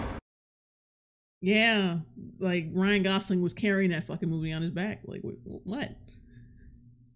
What you want? You didn't get the deep themes? Women oppressed, it's such a deep theme. Women oppressed in the Western world is such a deep, accurate theme. Which, okay, first of all, those two movies should not even be compared, because Oppenheimer is its own amazing feat and a completely different genre. But you're just so wrong for thinking that there is nothing profound or cinematic about Barbie. Cinematic? Of course, it's a movie, so of course it's cinematic. You just say shit to sound smart. That there's nothing. Oh, wait. Let's go back. There is nothing profound. Profound, okay. No, there's nothing profound about this film. I'm sorry, there isn't. I didn't get it. So you know what? I hear people talking about, I developed such a closer relationship with my mother when watching Barbie. I did too, because we were both fucking trashing it. I got a profound sense. Yeah, I developed a stronger bond with my mother because we were both trashing it at the same time, together, as a family. But she saw right through this bullshit too. Because there are certain people, my parents, they're not into this culture war shit. They're not into they don't watch neurotic videos and shit like that, but they still watch films and they still can see the same problems I do. They just don't know how to articulate it like I do, because, like I said, because it hasn't been spelled out to them like it has to me. But they know what the problems are. My dad couldn't even get through. He couldn't get through the Dial of Destiny because that was bullshit. Now, he couldn't articulate it. He can't, like, because a guy like him is just going to say, oh, that's bullshit, and just turn it off. It's not like me where I can articulate exactly what the fuck is wrong with it because I know what Hollywood is up to. But yeah, people, like, even like the biggest normie knows what the fuck is going on. They just don't follow like the culture war shit. Don't assume that people don't know what the fuck is happening just because they're not on YouTube or cinematic about, or like on the internet in general. So Barbie, which I think is bullshit because again, it takes actual talent to turn an existing IP into a moving story, and it's been done 43 fucking times already, bitch. Like you just said it was. It's been done 43 times already. Piece about womanhood and what it means to be human. They don't touch on that. Like what? Because it's like she's not inhuman enough for us to think that she was different from anyone else. Like I said, this movie would have benefited from a little bit, like, because they said there was an article that pointed out that they originally wanted to go for some kind of like plasticky look for the actors to make them look more doll-like, and I'm thinking they should have went with that. They should have went with that, and it should have been better character writing, also better world building, in order to feed into that, like, that doll mentality that Barbie world is supposedly supposed to have, but they didn't. They fucking didn't.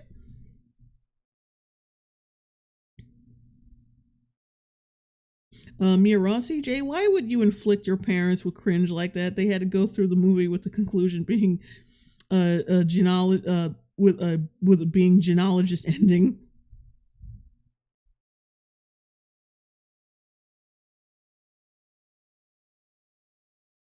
Doodle dude, the scene with Oppenheimer's wife getting questioned in the trial was more empowering for women than all of Barbie. I haven't seen it yet, so I'm gonna have to take your word for it. AV Comics, also Oppenheimer dealt with womanhood and relationships and respect more than Greta Gerwig could ever dream of. And like I said, I gotta see this now. I gotta see it now.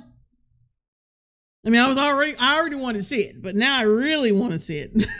And like cheesy sentiments aside, Barbie was funny. So I kind of it wasn't messed up my words when I was filming. That shit got, like, when I saw certain jokes in the trailer, I was like, oh, well, that's kind of like titter funny. But then when you see it more and then you watch the movie more, like I had to prepare for this review, it stops being funny. It's just like, it's like, it's like a squirt of joy, and it doesn't even last. This clip, so basically what I wanted to share was, I noticed in audience reviews, like on Letterboxd, people weren't really rating Barbie that high. Like they would give the movie 3 out of 5 stars. 3 is like kind of good. Because 2.5 would be like middle ground, like it was alright, whatever. But 3 is like basically okay, it was good. It was good. That's what 3 out of 5, like that's not good enough for you. Even if in the written review itself they admitted that it was funny and that they enjoyed it. And again, those stars don't mean anything at the end of the day, but it's just such a weird double standard when it comes to comedy movies, because those same people could easily give another comedic movie like The Hangover, for example, 5 stars. Because The Hangover was fucking funny, idiots. People have this bias with bad comedies and good comedies. It's like they'll give a bad comedy a bad review and a good comedy a good review. Like, fucking idiot. Because The Hangover was actually fucking funny. There's jokes from that movie that are still funny to me today. Stars. But Barbie, that shit is not gonna last. Ooh, people are gonna get tired of that shit so quick. I can already see it. Like the most annoying fucking people saying, oh, my husband, his job is beach and he loves, like, it's just gonna be, ooh. I don't understand, that does not have lasting power. It just doesn't. And like, no hate to that movie. I think it's hilarious as well. But how are you going to rate Barbie lower than The Hangover when there's... Yes, we're gonna rate it lower than The Hangover. We are. That's what we're doing. That's what we're doing out here. One-Armed Ghoul. The movie is his wife imagining him bang Florence Pugh while asked if she knew about it. Is wild. So much more production value to it. So yeah, I found that It has more production value. That means it's funnier? Or that means it's a better movie? Like, what? Girl, what you saying? I have no idea what you're trying to say right here. How can you rate one higher when one has better production value? a little weird. And also when I was scrolling through Letterboxd to look for other reviews, I saw someone give the movie only half a star, but So they liked it, like they gave it a heart anyway, which yeah, which means they know it's garbage, but they had fun with it. It's like it's a big stupid movie. Or it's like there's some people who don't want to look like that person. Like when something popular's out, they don't want to look like, oh, I don't want to look like a killjoy. I'll give it a heart, whatever. Or people, or it's like, or like I said, it's just they enjoyed it, but they acknowledge that it's not really that good of a movie. I like those people. We need to cherish those people. King Crab Cakes, $5 super chat, and what a happy pair. Hello. Jin 6. I can't remember anything in the Barbie movie. Unfortunately, I remember everything. I'm still editing it, and I had to watch it multiple times. So I envy you. But yeah, we need to cherish those people. Cherish them. The fact that they can acknowledge that the movie is still bad, but they did enjoy it. We need to hold on to those people. did not make any sense to me. Also, the review gives me the same energy of like a film student trying to Film student. Oh, like, oh, Mr. Film Student, you didn't like the movie I did. Like, it's the same bullshit. I saw someone on Twitter the other day talk, like, as soon as someone says something you don't like about a film, you got a CinemaSins brain, bro. It's like, shut the fuck up. Like, y'all took one insult and ran it into the fucking ground. Y'all use it for like against anybody who doesn't like something you don't you actually like. Just accept that your shit is shit. Like, come on. This is often funny, and the two lead performances are good, or as good as you've been hearing. Better even. It's not so much about anything it does. It's not so much about anything as it does point at stuff. Unfortunately, this manifests itself in the design of the film. Flights of fancy never really take off. Immaculate sets gesture towards plastic, but are they themselves less than plastic? Just empty, deliberate homages in the dialogue.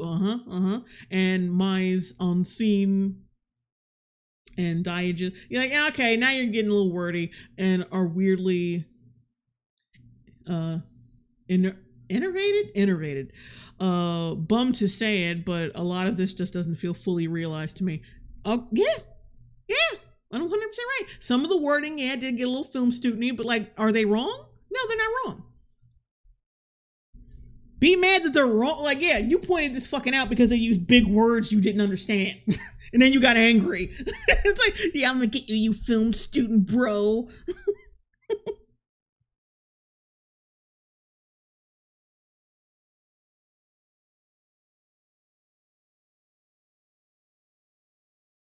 Hope Cat. The movie was okay, but it could have been so much better if they focused more on the family with the mom, the daughter, and father, with Barbie and Ken instead of the patriarchy stuff. Yeah, so basically just a completely different fucking movie. Because they're just used as props and just like jokes. Like, especially the father character. I don't know what the hell that shit was about. I don't know what that was about at all. But yeah, you're right. If they do not give Barbie enough time in the real world. She just like gets victimized several times and sits down on a bench, looks around, and then suddenly we're supposed to get something from that. It's nothing. It's basically nothing. to reach But anyway, the word let's go. count on their essay. Jawan B, welcome to the Long Bros. So I Hello, looked Jawan through B. their profile, and the funniest review showed up on like their most recent, and they gave 5 stars to Twisted Fates. I'm guessing you can't read sarcasm. It's Twisted Fate. I love how she got the fucking name wrong. It's Twisted Pair, you Philistine. Rewatched in anticipation of a screening of his new film, Filmcade, the torture, his new film. Use fucking commas, nigga, damn. Of his new film, Cade, of the Tortured Crossing, at the Royal Cinema tonight. A stunning, strange. Oh, now he uses commas. A stunning, strange, very funny watch, but also with a weird other power. Neil Breen will occasionally compose an image. Yeah, you can't tell when motherfuckers are being sarcastic. Like, you know damn well this motherfucker did not give it 5 stars legitimately. This is not a real review. This is like, oh yeah, oh god, what the fuck is it? Neil Breen. Neil Breen is a genius. Like, no one is saying that for real. Like, how can you give it? Because there was much more of an enjoyment factor. I can tell you this right fucking now. I can already tell that Neil Breen and Tommy Wiseau can make a more entertaining fucking movie than Greta Gerwig. Hot take. Like, I'm going by the Barbie movie, by the way. I don't know about any other movies. I'm going by this one. Campy ass movie by Neil Breen. You would really rate like a high production value Hollywood blockbuster, only have a star. But Twisted Fates gets 5. The pure majesty of nature.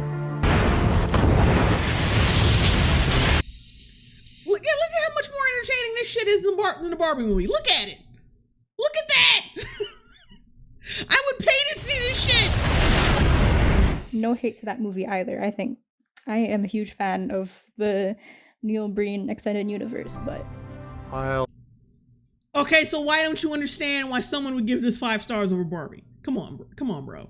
I'll be right here. Strange. Oh no. Again, ratings are arbitrary and don't mean shit. Arbitrary. She keeps saying arbitrary. But I think it's silly how people... Like, this is arbitrary, but I'm going to keep harping on people's fucking bad reviews because I'm so ass blasted. hold guy movies to a different... I can't believe you would call Neil Breen movies guy movies. Like, stop it. Don't put it in that category. What the fuck is wrong with you? Compared to girly movies. It's just like how in... It's because Hollywood sets them to a different standard. If you don't like the standard, hold them accountable, not the people who are seeing it for what it is. Now, you rather fucking complain about people who look at something like Twilight and be like, that's bullshit. But it is bullshit. It is! But you have a problem with filmmakers, studios. That's who you have a problem with. Not the people who, like I said, not the people who are accurately taking in the media. Life, a lot of us are compelled to reject our feminine side just so that we can get into the boys club and be taken seriously. What? Oh, girl. Feminists have been, that's feminists who've been telling you that shit. Maybe we've been told we've had to act like a guy to be accepted by a guy. That's feminist, girl. Ain't nobody telling you to do that but feminists.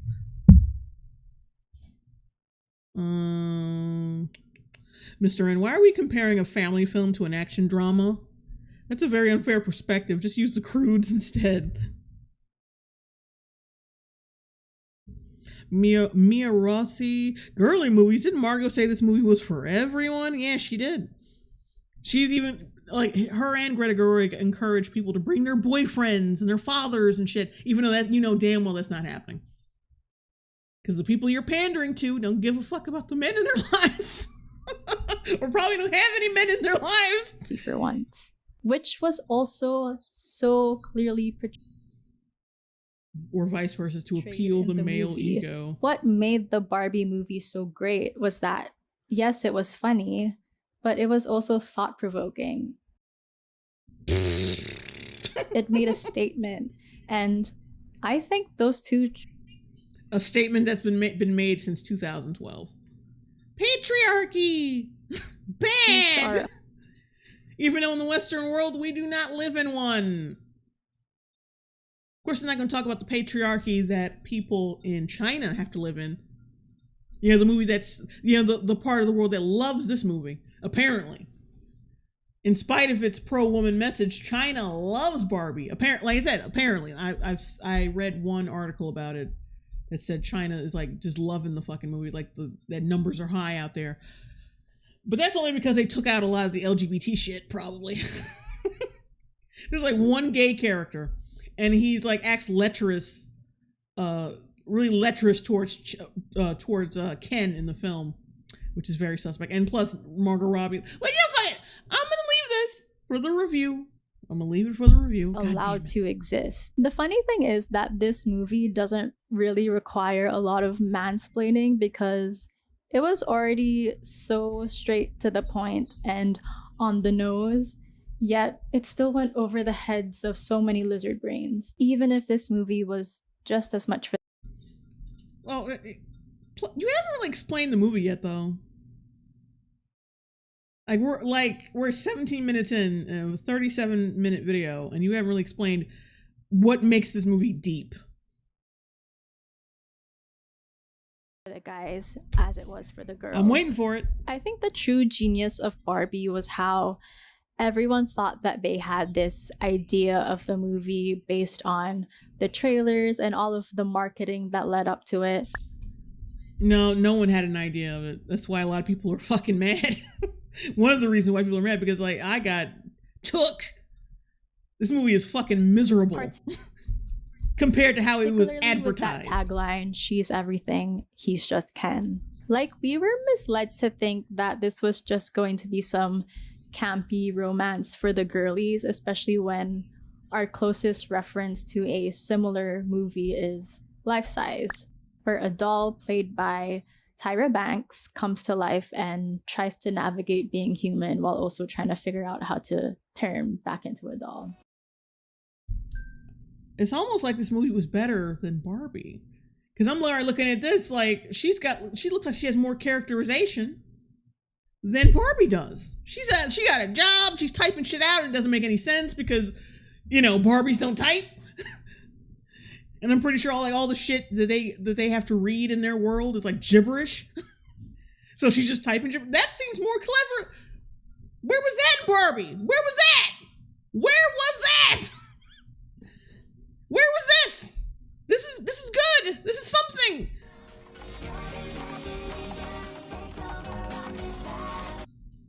This is something. Why wasn't that? Don't show me a movie I should be watching right now. Like, that's not so far off of. Oh, also LBL. It should have been a romantic movie for the girlies. You see how people I love how there's still low-key shitting on girly films while also saying we need our own girly films. What they really mean is I want girly films that still adhere to my toxic feminist bullshit, but it's really pink. When it does it. Gary Thomas, $5 super chat. China has its fair share of feminists. That's why I did so well there. I know it surprised me. I thought China had no patience for Western ideas. I mean, China was still like taking the piss out of some shit. They didn't like, I think there was, what complaint was there? Oh God. I mean, there's some people who still didn't like the feminist shit. And there's some other stuff they took issue with. But surprisingly they do enjoy that film. But China still has fucking problems with women, and they don't pay any lip service to that. Not even lip service to that in the Barbie film. So, or in the Middle East where this movie is getting in parts of the Middle East where the movie is getting banned. So, but yeah, nothing about that. But we talking all this shit about how the Western world has a patriarchy, which it doesn't. So, I'm just saying. What we thought Barbie could have been, right? It was a fucking Trojan horse, and that should not be a foreign concept to men. Well, and this is insidious because feminists are taking over a doll they never really liked in the first place and using it as a Trojan horse to teach girls daddy is really a dummy or a domineering idiot. Like, do you know what? Yeah.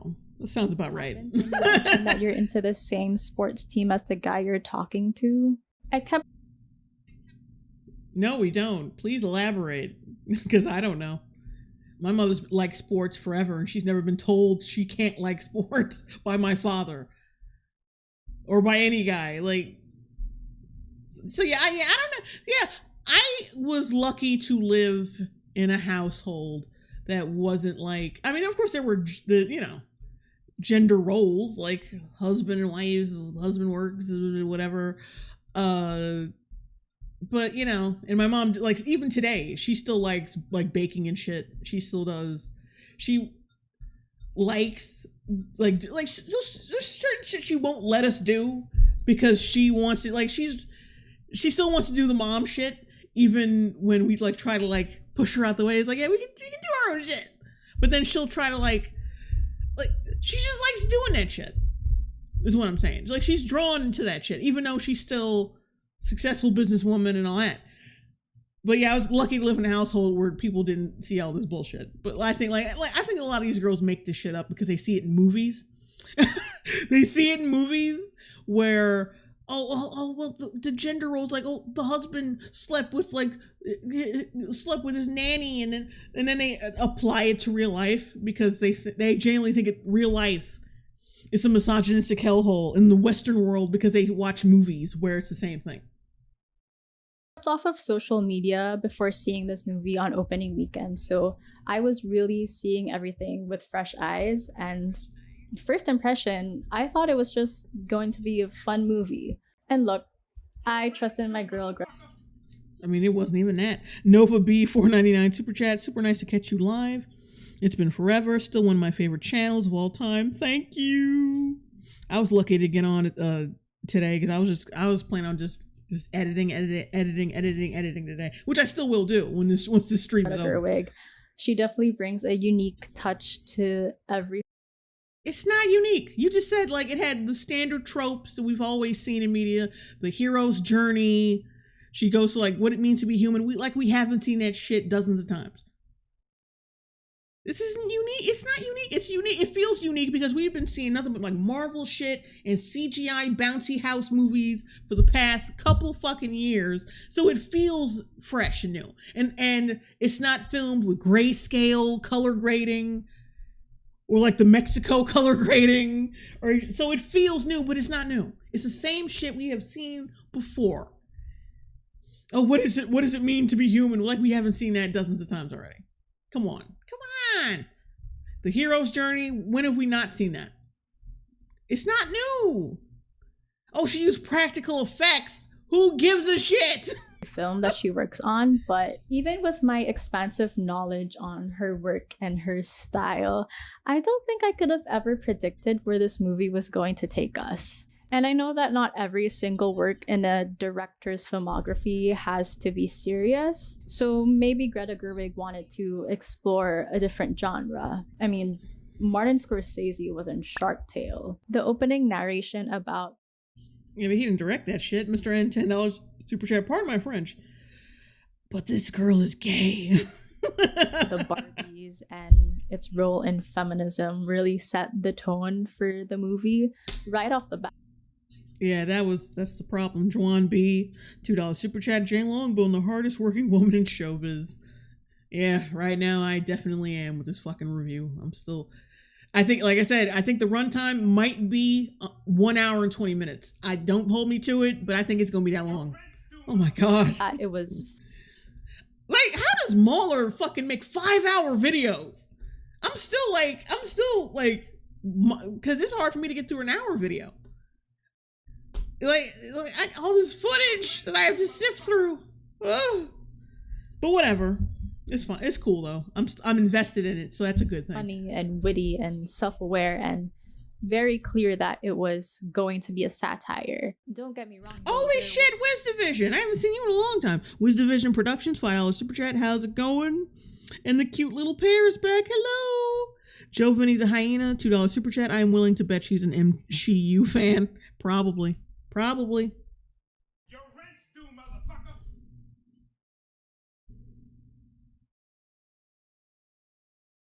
Escalator, because Mahler is that dude. For a lot of I know. Moving moments that were quintessentially Greta Gerwig in the first act as well, like the scene where Barbie is at the bus stop. But I was always so unsure if it was appropriate to cry because by the next beat, we were laughing again. And then Gloria has her big spiel about how impossible it is to be a woman. But then we're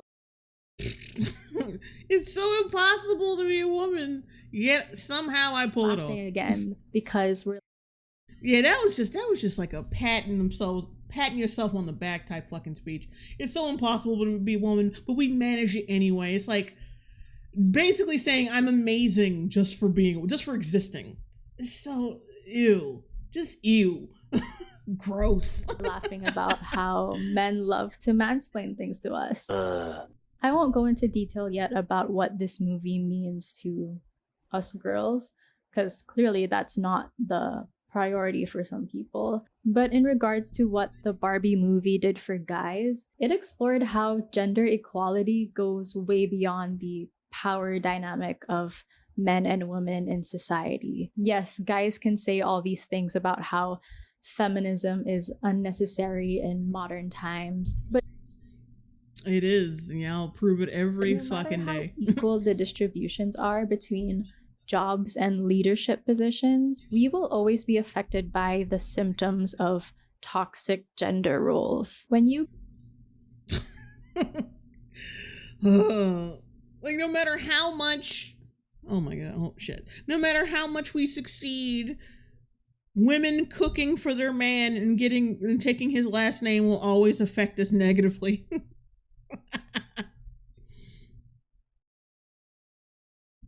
Oh boy. grew up in a world where you're taught that real strong men don't cry, of course you think it's normal to never talk about. No, it's just that they naturally are just not prone to crying. Like there are people who genuinely believe they shouldn't. And those people are idiots. But no, I think men are like generally just not prone to crying a lot. Because that's just how they are. Like you hear about, I think I heard a story about like a couple of like trans men who were saying that as soon as I started taking testosterone, like I stopped, like my crying went down at least 30%. Like I stopped, like I did not cry anywhere near as much as I did when I was a girl and when I was still a girl.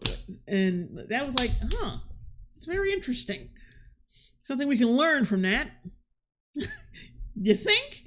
I think some dudes just don't cry like that, like we do, and that's fine. That's cool. They just don't cry like that. It's just not in them. I think, but then yeah, there are people who think that men just shouldn't cry at all, ever. But those people are few and far between. Like those are just like individual idiots. So Bumcrack Jones, $2 super chat. Hey Jay, how's the Barbie bit coming? It's coming great. It's going great. I'm a little stressed out by it, but it's like a good stress. It's moving. It's really moving. I still got I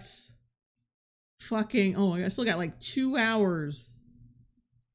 Oh god. Yeah, I think I have like 2 to 3 hours. No, 2 hours of footage to get through. Of recorded footage to get through, and then I have to like put the finishing touches on everything. And like I said, the duration, the runtime of the video may be an hour and 20 minutes because I have a lot to say about this stupid ass movie. Mr. N, $10 super chat. Feminism, I would suggest, is unnecessary, but unbuttered biscuits definitely be over exaggerating the cause just to seek reparations. Same goes for the male side. Just ask Andrew Tate. Like, I wouldn't use him as an example. He's just a grifter.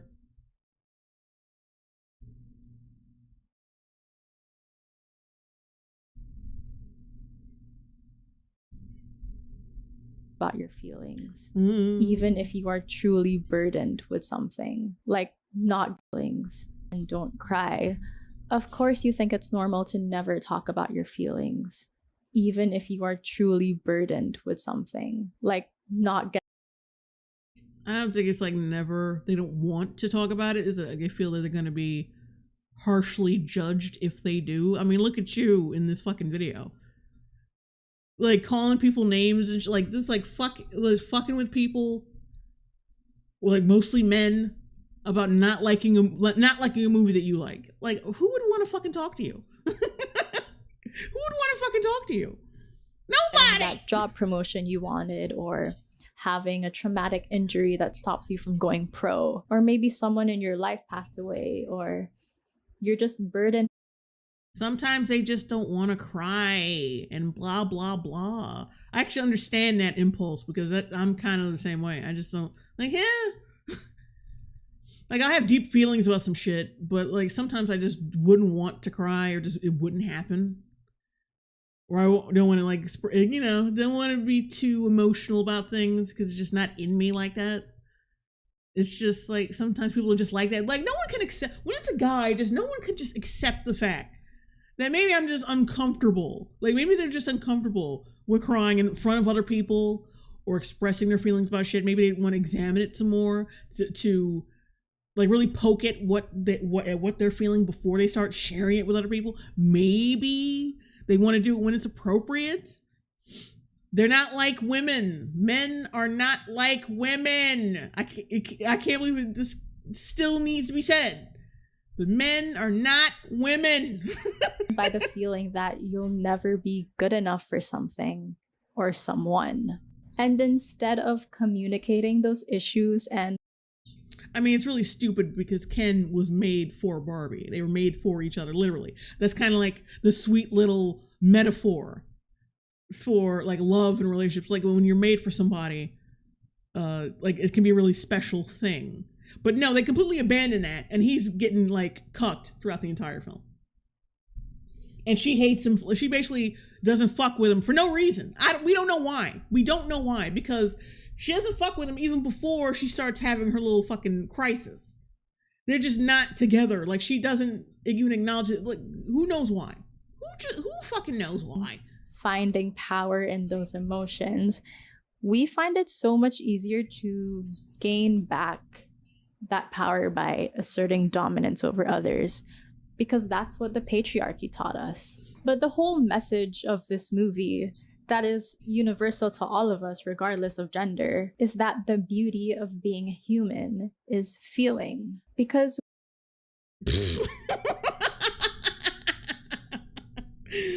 oh, that's so fucking lame. That is so lame. The beauty of being human is feeling.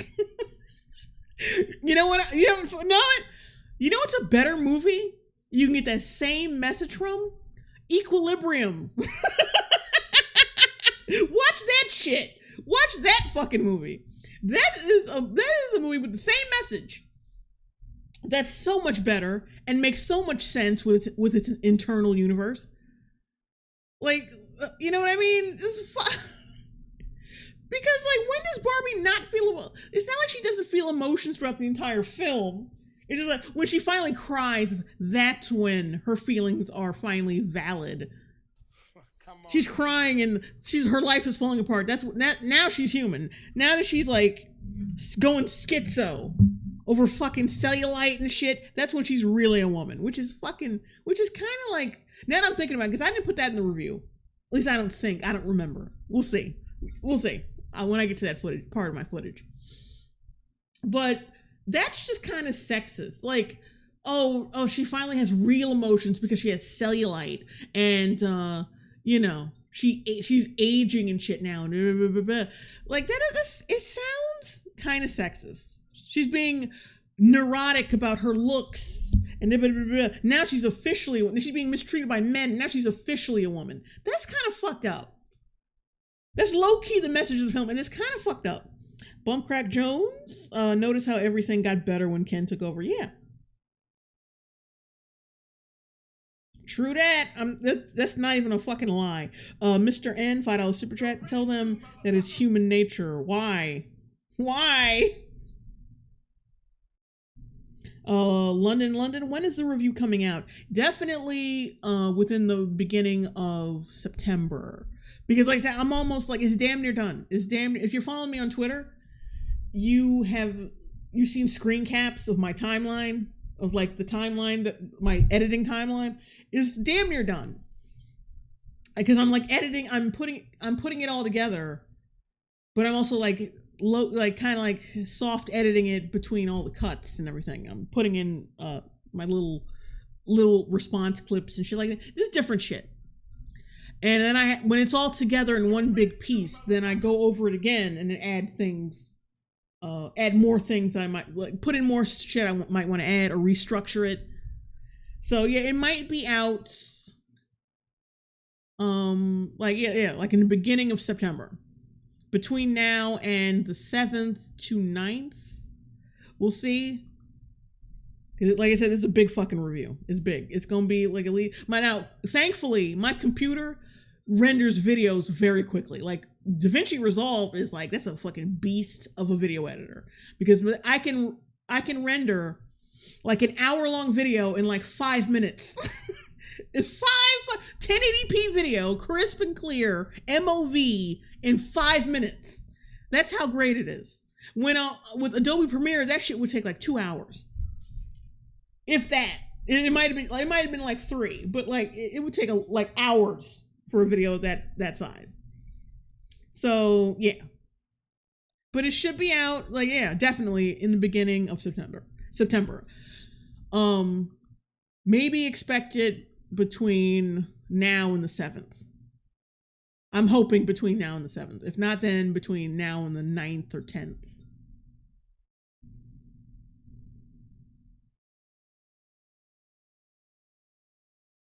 Michael Duran, dude, this girl's saying a whole lot of nothing. Hang in there, Jay. I am. Fine fictional man, like, I am amazed that this movie does not only shows toxic masculinity, but also toxic femininity, and it's hilarious. Like, I don't think Greta Gerwig is conscious of what toxic femininity is. Because I don't think she was doing that shit on purpose. I think it was totally by accident, because then you got her and the cast and crew talking about, oh, the matriarchy world is just so like it's so perfect the way it is with the matriarchy. Like I love that world, and like they unironically praise that shit. So I'm like, did they really know what the hell they were doing, or was that by accident? Because I don't believe they knew that matriarchies are bad. We don't have to be just one thing. We don't have to feel just one thing. No difficulty holding both logic and feeling at the same time. I can't believe you showed this fucking clip. I can't believe you showed this. Don't have to feel just one thing. No difficulty holding both logic and feeling at the same time. And it does not diminish my powers. It expands them. Now, remember what she said before about how, the movie shows how little girls play with Barbie dolls. Like, what little girl sounds like that? What little girl says that? Some Twitter shit like that? Who says that? What 5 to 13-year-old talks like that? Get the fuck out of here. This is some shit I have actually heard from adult feminists on Twitter and Tumblr. I have not heard this shit from a child ever. At the same time, and it does not diminish my powers. It expands them. We're not asking. Get the fuck out. Bonesaw is ready. $5 super chat. Is the woman who crapped on men for not enjoying a movie really perplexed why men don't open up emotionally to her? Yes, she is. Yes.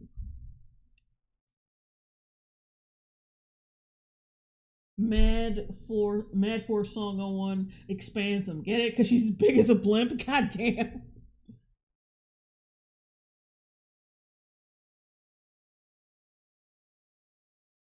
Tyler Castro, this scene makes no sense because they already rule Barbie.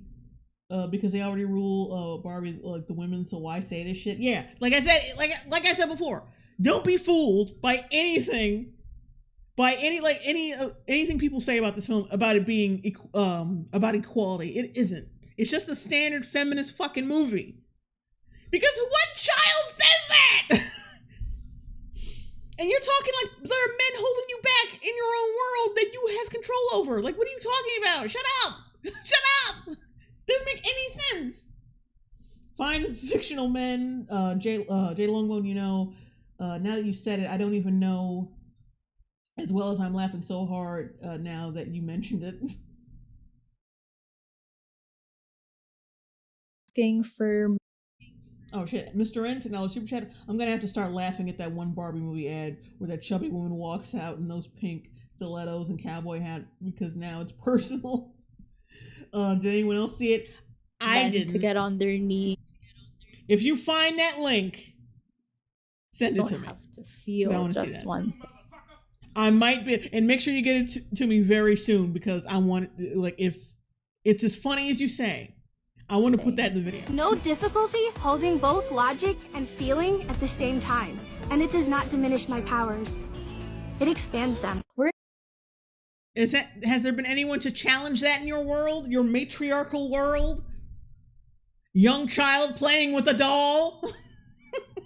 Get the fuck out of here. I hate this fucking movie. To get on their knees and kiss our feet. All we're asking is for men to communicate, but they'd rather spend hours roasting a kid's movie than going to therapy. Oh my god, you are such a fucking blank stereotype. Oh, shit. I accidentally clicked on something else. God damn it! Being human is feeling, because we don't have to be just one thing. We don't have to feel just one thing. No difficulty holding both logic and feeling at the same time, and it I'm letting this play again because I want y'all to understand. They want you to think children does play not with diminish dolls. my powers. It expands them. We're not asking for men to get on their knees and kiss our feet. All we're asking is for men to communicate, but they'd rather spend hours. You just tried to lambast men for not liking this film. And not to mention there are men being broken up with because they didn't like this film.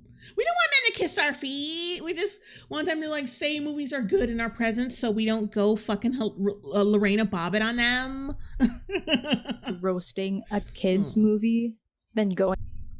It's not a kid's movie. It's a movie for everyone, as the director and cast and crew to therapy. I truly believe that if the movie stayed as just a comedy, sans wokeness, where the Barbies and the Kens never diverted. Oh, so you're admitting that it was from woke their then? original Okay. roles. Men would have still found reasons to complain about it because they would have felt emasculated by Ken being a one-dimensional character. Barbie is also a one-dimensional character. And no, men like the Ken aspect of the story. What you talking about? What you talking about? They like that shit. What you talking about? They liked Ken in this movie. But I'm sure you also have a problem with that. I bet you on Twitter right now bitching about the fucking Knuff memes.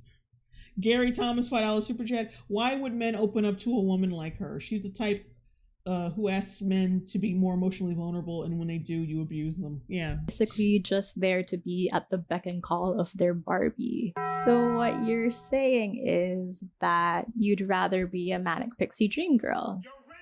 So if the fuck are you even saying? Still isn't so clear to you, and you probably can't be bothered to give it a second watch, maybe the sports analogy will finally help you understand. It's like you airballed the free throw because you missed the point. The whole conflict between the Barbies and Kens is kind of like Kevin Durant needing to join the Warriors to win rings, but realizing he can never feel like he succeeded on his own terms with it. You see, because all men like sports. All men understand sports analogies. It's very reductive thinking you have of men. Already on top. So he left the Warriors to start his own thing. Then, eventually just ball. Men aren't inferior by the end of the movie. They're yes, they more are. Like in the select team. Just as important, but need to show their mettle in scrimmages before they can play. And we've seen. Why do they? But that's the thing, though. Why the fuck do the Kens need to prove anything? They're the ones that were disenfranchised the whole time. Get the fuck. That's like saying after. Wait. That's like saying. Like, say there's a movie about slavery, and right after slavery's been abolished, like immediately after. Immediately after some asshole who saw that movie was like, well, at the end they got equality, right? It's like it's like how many people talk about this film. Like, oh no, they had equality by the end of the film. Like, no, they didn't. That's not how that works. That takes time. Shit. It's like saying, oh, as soon as they abolished slavery, everybody had equality. Everybody had equality. Everything was cool after that. Like, no. Well, they had to prove that they had to prove their worth. No. We were the ones disenfranchised, not y'all. The fuck? We just want basic fucking human rights? The fuck is wrong with you? I had to prove nothing. Give me a fucking house to live in. Fine fictional men. I think Appa Ben summed this movie perfectly, more perfectly than her. Joe Vinny the Hyena, $5 super chat. Tell me you don't know what men think without telling me you don't know.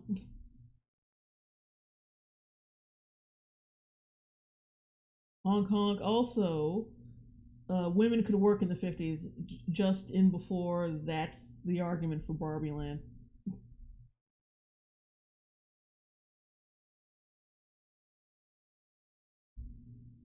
Terry Kingpin. Haven't watched it, don't plan to. Good for you.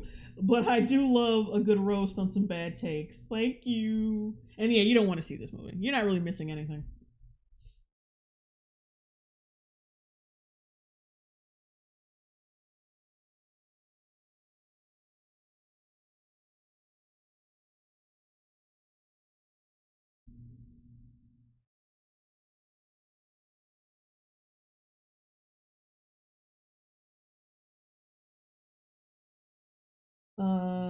Termagamer, I think that's what this is. I think that's what that is at 148. The Kens got 5 more links on their chains. That's equality. That's equality, yeah. Keldrick, $5 super chat. As a man, I did not understand a word of that sports ball jargon. I am no closer to understanding what she is trying to say. Yeah, she's like I said, she's an idiot. She thinks, oh, men, you understand this sports analogy, right? Like, not all men watch sports or even care about it. So I don't know. Jalen Green and Cade Cunningham play really well in scrimmages against the A team, so it is possible. Now, this may be off topic and a bit less serious, but I just have to address this before I end my rant. I think it's a crime how people are overlooking the technique and artistry that went into making the Barbie movie. Yeah, no one cares. Like, no one's gonna give you fucking props for having training wheels on a movie. She didn't use CGI. This is groundbreaking. It's not. Like, it's surprising to see in all the sea of CGI that we've been seeing. And like, yeah, there are some good technical details about this film. There are. Like, I praised it in my review. I was like, yeah, y'all did a great job with the set design, but this is not new shit. Y'all acting like it's new. It's not new. It ain't new. It's not fucking new. An entire set, true to size, patterned after the sound stages from the classic films that Greta referenced in making this movie. And every single part of that set was a reference to a real Barbie product. Ooh, the Barbie movie had Barbie products, guys. Oh my god, it's got products.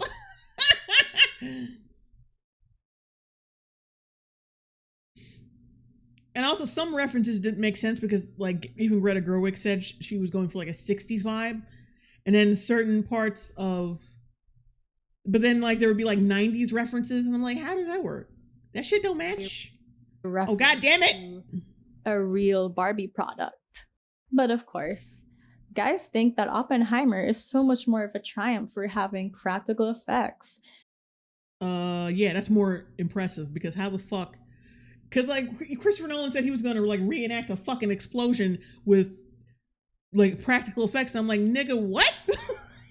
That's terrifying. It's, like, it's impressive, but it's terrifying to think about. And you're like, yeah, that's a lot more impressive. Simulating a large, like, massive explosion with practical effects. That's way more fucfucking interesting than matte paintings and like Hollywood sets. Like, sorry, it is. It is. That's because that's something we have not really seen before. And like people, a lot of filmmakers would not be crazy enough to do that. I'm just saying. Setting off an actual explosion to imitate an atomic bomb. Cool. So? Oh my god. Oh my god. She's an idiot. Like, so Barbie had pink backgrounds and references to like consumer products. Barbie had practical effects too. No. Yeah, because this is on the same level as building your own fucking nuke for a film. Oh, Disparu, what's up? Nolan could have nuked the Barbie set. That would have been marketing. True. Then we would have never had the Barbie movie. Bonesaw is ready. $5 super chat. This bench is going to praise Greta Gerwig, but I doubt she'd give Coppola his flowers for Apocalypse Now. Going through that is more impressive.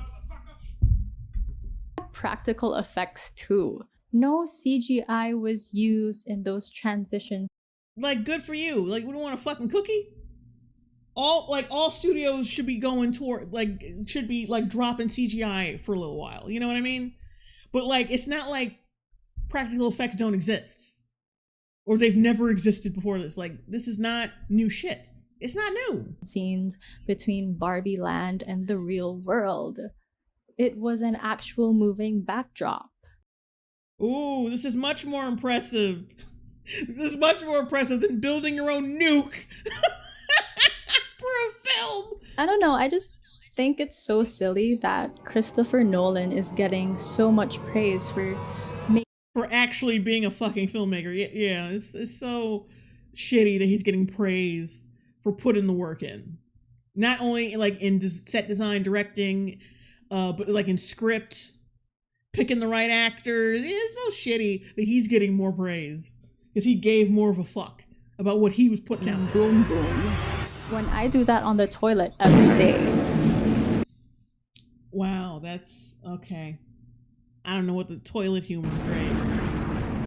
Well, she's ready to make a Greta Gerwig film. Okay, I think I've gotten out all the jokes I have in me. So at this point moving forward, it's just going to be for the girlies because I don't want to spend any more time trying to appeal to men who will just never understand and maybe don't even want to. In all seriousness, I think I speak for everyone who loved the movie just as much as I did. The impact of Barbie has been so moving and it clearly means so much to. And you know what's crazy? That none of these bitches are gonna buy Barbies. None of them are gonna buy them. Because that'd still be like a bad feminist move. they're still not gonna buy that shit. They might buy one. They'll buy one that's associated with the film. They'll buy one of like the special edition. They'll buy the Ken doll that's got like the fur coat. Like they'll buy the Ken doll that's associated with the film. They're not gonna buy regularly buy dolls. They're not even gonna buy them for their own kids because they're probably not gonna have any anyway. Let's be honest. So. And plus that, you know, that Ken doll is like $75. Like they charge $75. And the thing is that Ken doll that's associated with the film, like the Ryan Gosling Ken doll, doesn't look like him. And it's cheap. It's totally cheap. Like I actually watched this video of this chick doing like a repainting of that doll to make him look more like Ryan Gosling and give him better quality.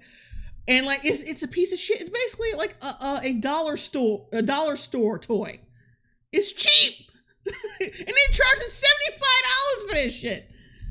But anyway, I'm getting back to so many generations of girls. So much so that when people start to attack it, of course we're gonna take it personally. The reason why I loved because we can't help but take everything I like is a part of my personality, and if you attack that, you are attacking me personally.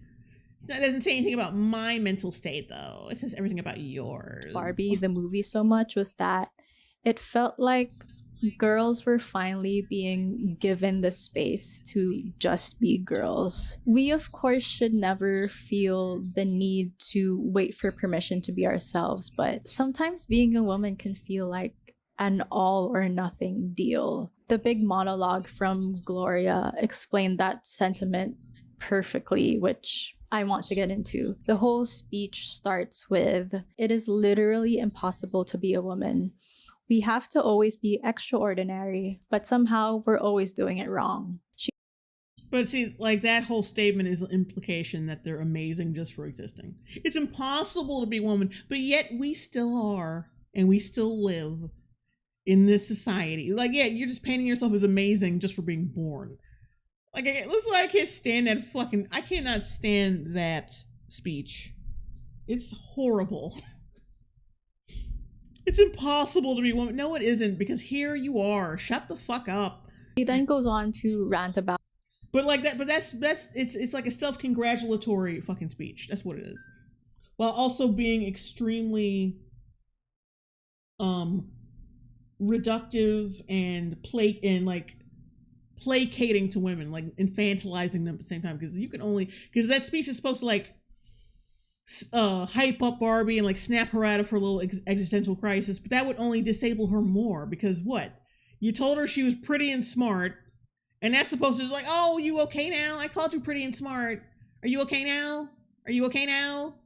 It's just impossible to be a woman. Like, and that's why it's like chicks like that. That's why a chick like that who's responsible for that speech could never do a introspective like look at men or equality or like genuine equality. They just can't do it. And that speech just ruins everything. Like, the movie's already not, like, it's very feminist and shit, and the movie's already ruined, but that speech just digs the hole even deeper. How there are so many double standards that women have to navigate, like when it comes to our weight or our appearance or Looks being like I'm a at to girl block boss. somebody. And she ends her speech with a statement that kind of sums up our feelings about the movie. "I'm just so tired of watching myself and every single other woman tie herself into knots so that people will like us. And if all of that is also true for a doll just representing women, then I don't know." The fact that myself and other people feel the need to justify liking this movie is absolutely ridiculous. It's almost like nothing that a female director could make will ever be up to the industry. No, that's bullshit. She was nominated for Oscars twice before that movie. And then she made a bad movie. Just get the fuck over it. She was nominated for Oscars twice before. She has gotten her flowers. Like, she's basically gotten her flowers already. Like, stop it. Nothing will ever be good enough for you fucking men. Even though she was nominated for an Oscar twice before. But, they just don't like this one. So, yeah, like, men and their sexism. If anything, nothing's ever good enough for a feminist, ever. Like, yeah, you can have a high-ranking job or high-paying job, but if you're not, like, the big dog, if you don't own the fucking company, your accomplishment ain't shit. That doesn't further our goal. So your thing ain't shit. Y'all are holding yourselves to these high fucking standards because no one else could give a fuck about you, honestly. Standard, because the industry is run by men, and audiences who actually enjoy these women-led stories in media don't have valid opinions. I think subconsciously men know exactly what this movie means, but they just don't want to. That's why they don't like it, because they know exactly what it means. Barbie the movie is so cathartic because not only did it celebrate all these feminine things that we're often shamed for, like the color pink or wanting to dress up nicely and put on makeup, but it was also so comforting watching this and seeing how universal our experiences really are as women. No. When people talk about feminism online or on the news, more often than not, it's usually about. Oh, JLB, if you're gonna send Mr. N, if you're gonna send me a link, you gotta do it on Twitter. Sending me a link on chat is just that's not gonna work. Disparu, who shames you for pink? Literally nobody. Fucking nobody. Well, wait. Well, yeah, there are people who shame them for pink, but they're usually other women who think they're better than everybody because they dress like a fucking hobo. Big topics like problematic legislation, or someone had just experienced a form of serious injustice and abuse. Those issues affect so many women every single day, which is what makes being a woman so scary. But with this movie, oh god, I'm sure you'll be killed for making this video because we live in such a patriarchal fucking environment in America. Girl, and plus you live in LA, which makes this even worse. Oh my god. Girl in a coma, $4.99 super chat. Didn't America Ferrera's daughter shame Barbie all throughout this film though? Yeah, she did. She did. And she wasn't really called out for it. Not really. She just kind of like, she inexplicably just has a good relationship with her mom because what it had to happen in the movie, basically. I find comfort in the fact that we all share that same experience of having a guy play the guitar at you. Or oh my god, it's such patriarchy. That is so fucking, oh my god. The struggle is real, girls. We live, like, it's so hard to be a woman because men will play the guitar at you. Men, they'll play a guitar about, they'll play a song on their guitar about a man in an abusive relationship with a woman, and somehow that affects me. Somehow that's abuse towards me. Oh boy. Jesus Christ. How we make ourselves jump through hoops just to be along. Disparu, we've all experienced a man trying to impress us with his talent. Yeah, that's horrible. This is just terrible. Term, distance, low commitment, casual girlfriend. Why? I'm actually not sure.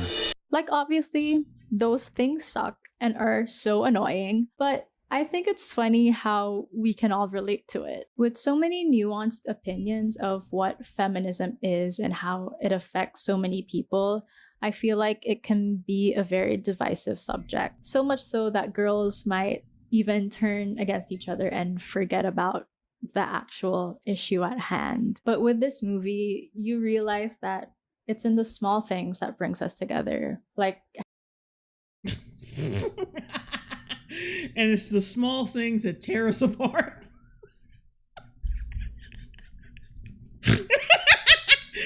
Oh god. Like choosing not to be a CEO and instead wanting to be a wife and mother.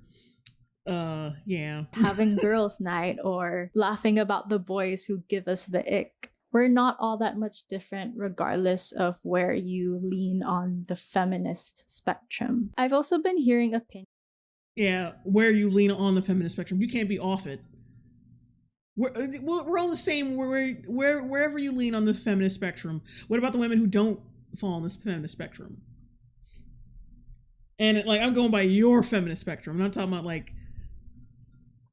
about where, like good feminism, where that's actually about equality and it's actually about improving women's situations. Like I'm going by your Western ignorant version of feminism.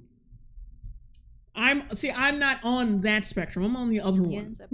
The better one. This movie is performative because it lacks the exploration of deeper issues within intersectional feminism. It explains about how this movie is performative because it lacks. I've been hearing opinions about how this movie is performative because it lacks the exploration of deeper issues within intersectional feminism.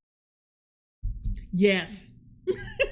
Now, I don't really give a shit because a Barbie movie should not have these issues as a central plot in the first place.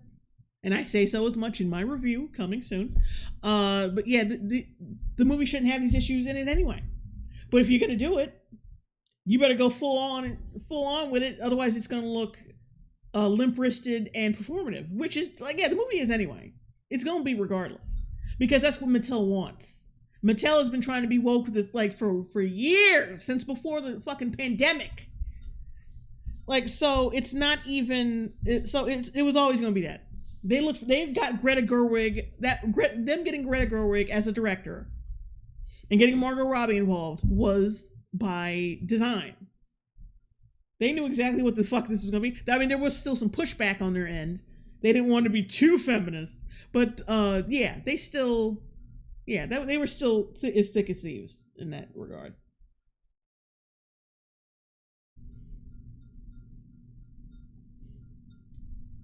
Yeah, people are saying it's not intersexually, like it's performative because it doesn't go into intersectionality. Well, all you do is mention like Western patriarchal issues, like, which is basically nothing. So yeah, and then people in China love this, and it's getting banned in parts of in the Middle East, but you're not going to touch on that. You're not going to talk about that. Like, the movie doesn't talk about that, about patriarchal values in those countries. But you're going to talk you can talk about America because that's easy. Because there's nothing going on here. Except for well, I'll keep it on my head. But like, of course, there is something happening with women that needs to be resolved. But but they don't have the balls to talk about that. Balls, get it? They don't have the balls to talk about that little issue. They're not going to talk about that because, like I said, they're cowardly. They're not going to talk about that shit. But other than that little issue that I won't name at this very moment, yeah. Other than that, there's nothing really going on here. That's why y'all harp on issues in the Western world instead of everywhere else, because it's easier.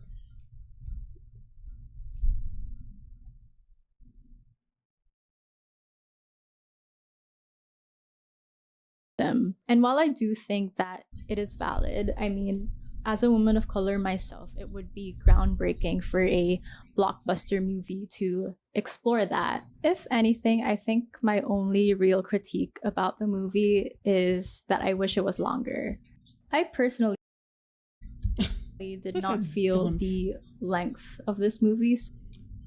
Like, it doesn't even entertain what that could mean. Like, oh, people are complaining about it because it might be performative, because it doesn't explore intersectionality.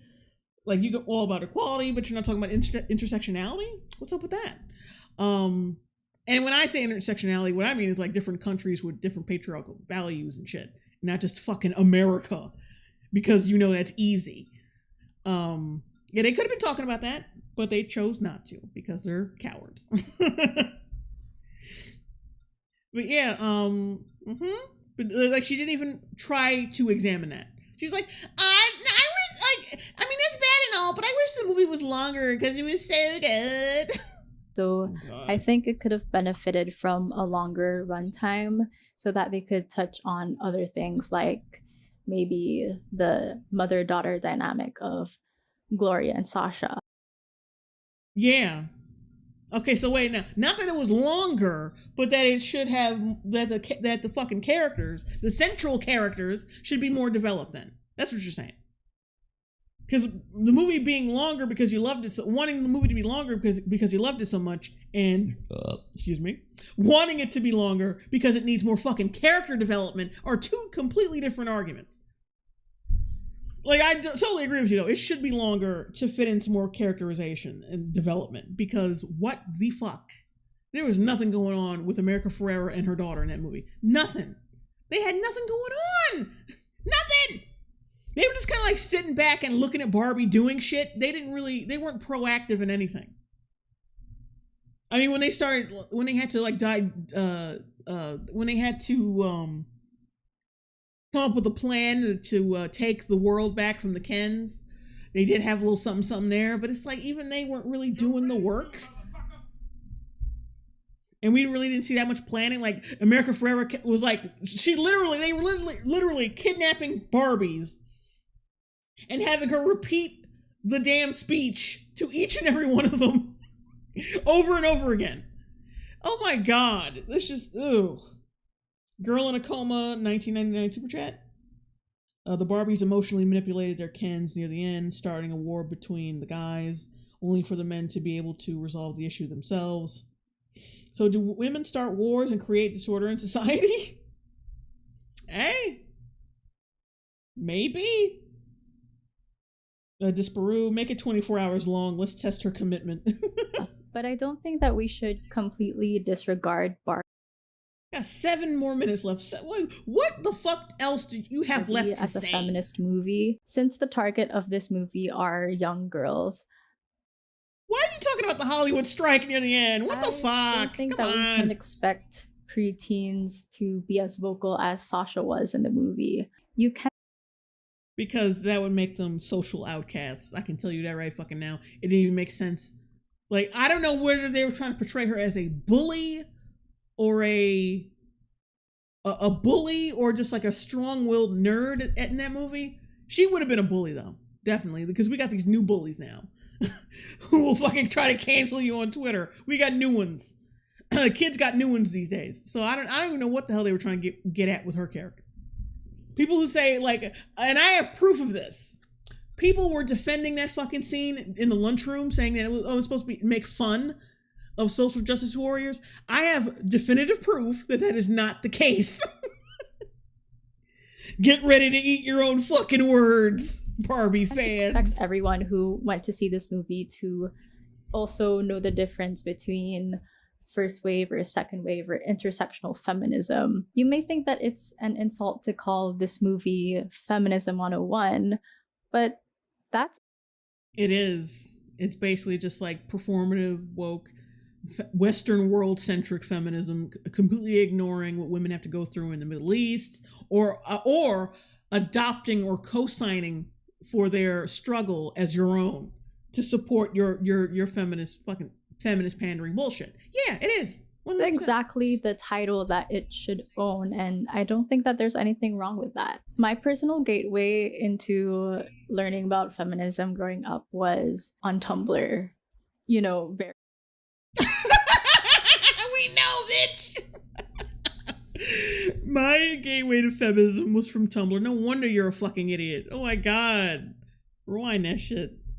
That's Pull that exactly shit up, Jamie. the title that it should own, and I don't think that there's anything wrong with that. My personal gateway into learning about feminism growing up was on Tumblr.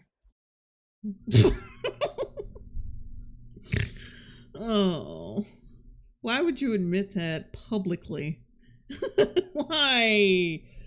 You know, very girl power quotes vibes. But if I never had that introduction in the first place, then I would have never had that natural curiosity to learn more about feminist issues. And I love how you somehow think that's better. Oh, well, she's low-key saying, oh, well, that wasn't like, oh, yeah, it was the girl power Tumblr feminist shit, but without that, I wouldn't be the feminist I am today. That's still not a good thing. As if your feminist views are suddenly refined. They're not. You're basically saying the same shit I've seen on Tumblr or Twitter. So I don't know, like, what? Huh? You haven't changed? You haven't grown up? In fact, how old are you?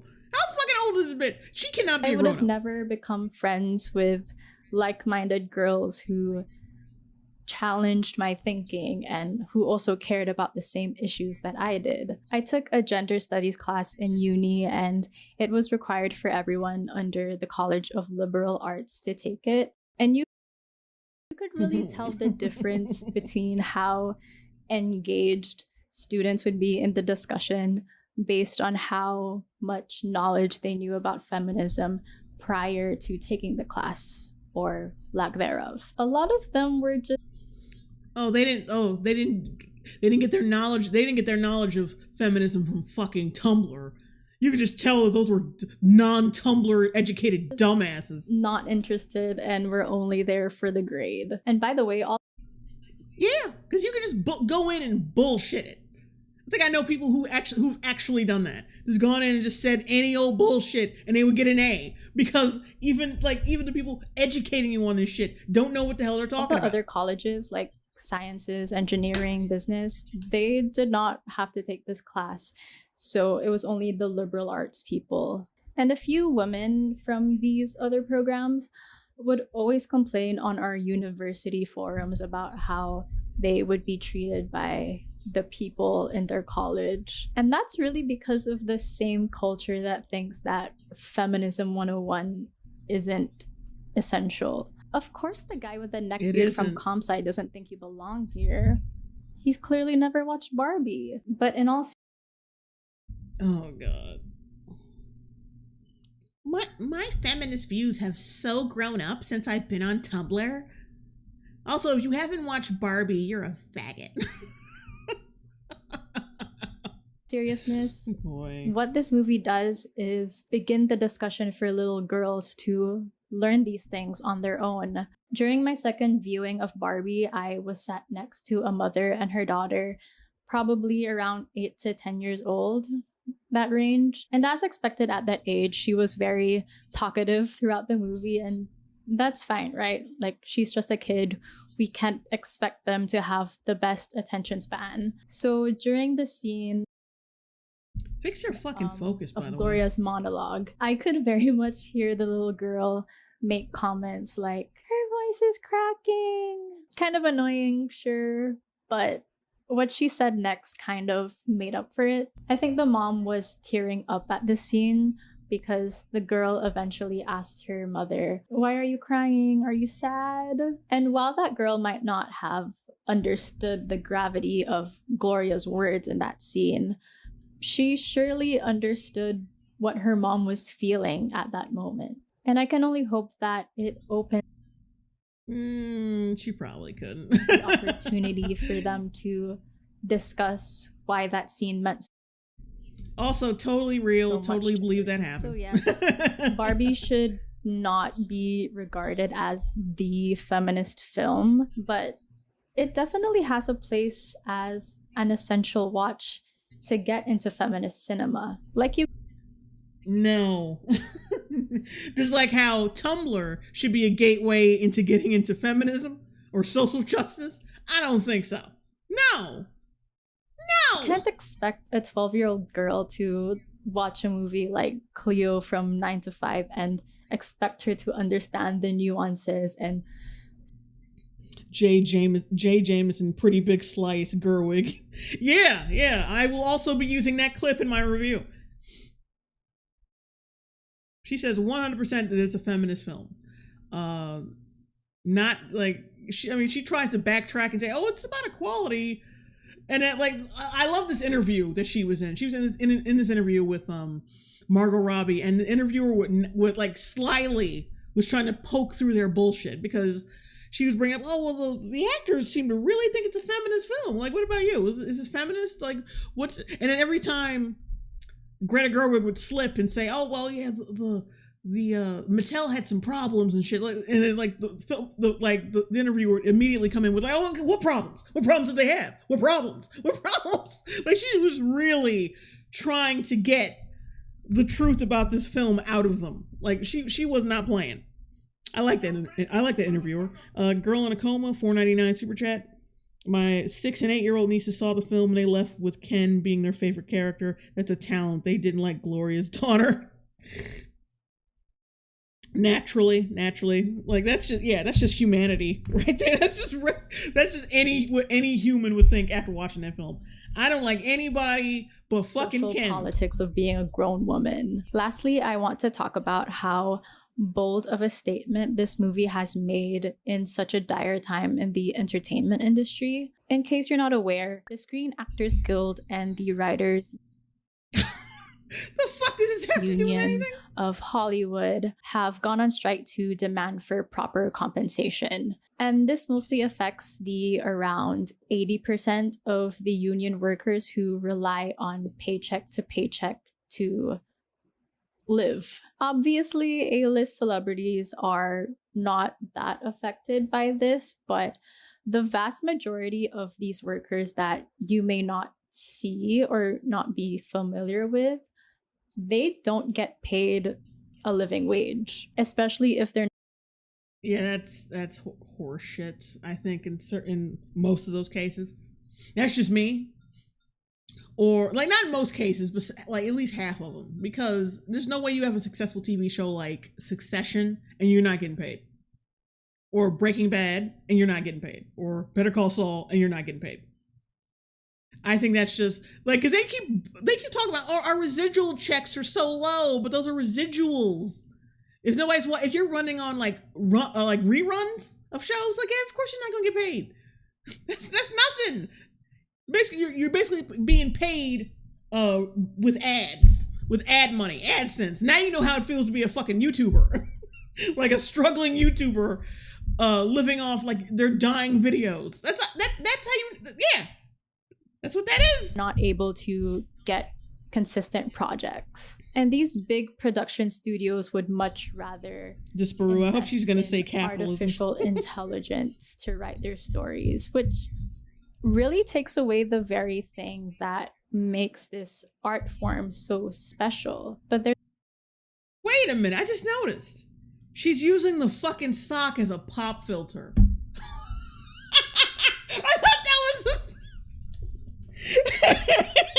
I thought that was a goddamn phone case. It's you being used as a pop filter. Bitch, just get a lav mic. Oh my god. Just notice that. Jesus Christ. Lav mic. They come with their own pop filters. There's a moment in the last big scene of Barbie that really drives the point across. Humans only have one ending, but ideas are forever. Yeah, and the idea thought becoming human and slowly dying was preferable than being an idea and living forever in the hearts and minds of young children. I can't believe I gave that part of my review away, but I just had to say that shit because it's so stupid. It's so stupid. Humans have one ending, but ideas are forever. Like, the logic doesn't work for this film. It doesn't work. If anything, Barbie should go back to Barbie Land and just find a new way to be Barbie. A more nuanced way to be Barbie. But instead, no, she goes to fucking the real world. The first Barbie, by the way. This is the first Barbie ever created. Like, that's who she represents. Like, the Barbie. Because, like, they got Margot Robbie as the original Barbie in the beginning of the film, in the intro. And, so you're destroying the Barbie idea. She's becoming human and she's becoming an anonymous human. And she's going to one day die. Which is be killing off the Barbie IP. Think, McFly, think! I told y'all, this is a 100% deconstruction film. Like, they just slyly hide it under all this pink and like, oh, we're being existential, we're being so cute. Like, because this whole movie is like they're trying to, and like Mattel has been trying to become this woke brand anyway. They've been trying to shed this negative, superficial image that Barbie has. Like, they've been trying to do it for years. So I think this was a very clever way for them to accomplish that. Because why couldn't she just stay in Barbie Land and just find a new way to be her? Like, none of the other Barbies wanted to leave or had to change themselves. Why just her? Doesn't make any sense, does it? I hate this fucking movie. And Barbie says something like, I don't want to be the thing that's made. I want to be the one that makes the thing. And eventually die, even though you're a great idea that's going to live forever. And you will affect people, you have affected people profoundly just from being an idea. But now you want to become human and probably make some shit, who knows, like you look like you're already in your 30s. How much can you possibly do before you're dead or before you're too old to do it? Like, what do you, like I said, I touched on this in my review. Being a cog in the machine can only do so much with productivity or whatever, but when you take away the humanity from creating art, you lose that connection with the audience. Can we also talk about that montage with that damn Billie Eilish song that makes me cry every single time? When did enough? I've heard just about enough of that. Yeah, that song sucks. I hate that song. I will also be touching on it in my review. Clip was from someone in the cast and crew made that moment all the more special. Like, these are the faces and the lives of the people who made this movie. And it's their experiences that allowed them to make something so meaningful to everyone. And I don't see any other filmmaker making that statement. And I think for me, with something like Barbie, that's such a behemoth of an international brand and icon, and it can be something that feels so kind of impersonal. Please don't, like, now I gotta fucking pause it because she's playing this copyrighted shit. It was a way to be like, this is only ever made by human beings. The movies, dolls, human beings make them. And I've honestly always wanted to credit a movie. There's a, you say written by, directed by, and then there's a credit where you can. Gotta pause it because she's had to put copyrighted music in here. Film by, Yeah.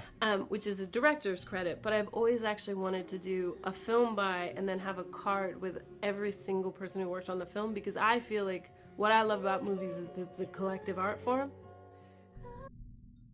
Okay. How does that enhance your point? So I guess that's about it for this video. If you already saw the movie, I would love to hear what you thought about it. It sucks! Let me know in the comments below if you agree or if you thought I missed out on anything. And don't forget to leave a like if you enjoyed it as well. You are also more than welcome to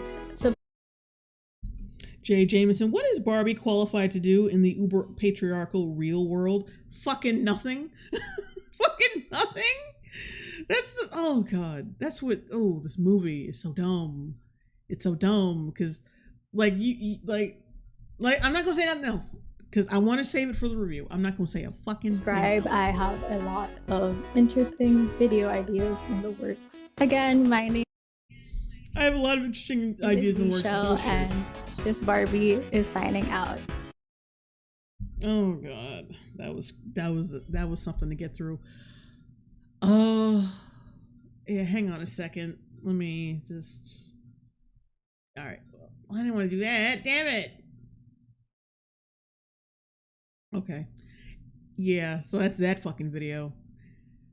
Oh, yeah, like I said before, I got my Barbie review coming out, and I wanted to get a stream out because I haven't streamed in a while, and you guys were just like sitting by, just like, I'm sure it's like with bated breath, just twiddling your thumbs, and I was like, fuck it, I need to get a video out for my peoples, because it's not right. It's not right that you don't have any entertainment for all this time. Because like I thought I was going to have it out by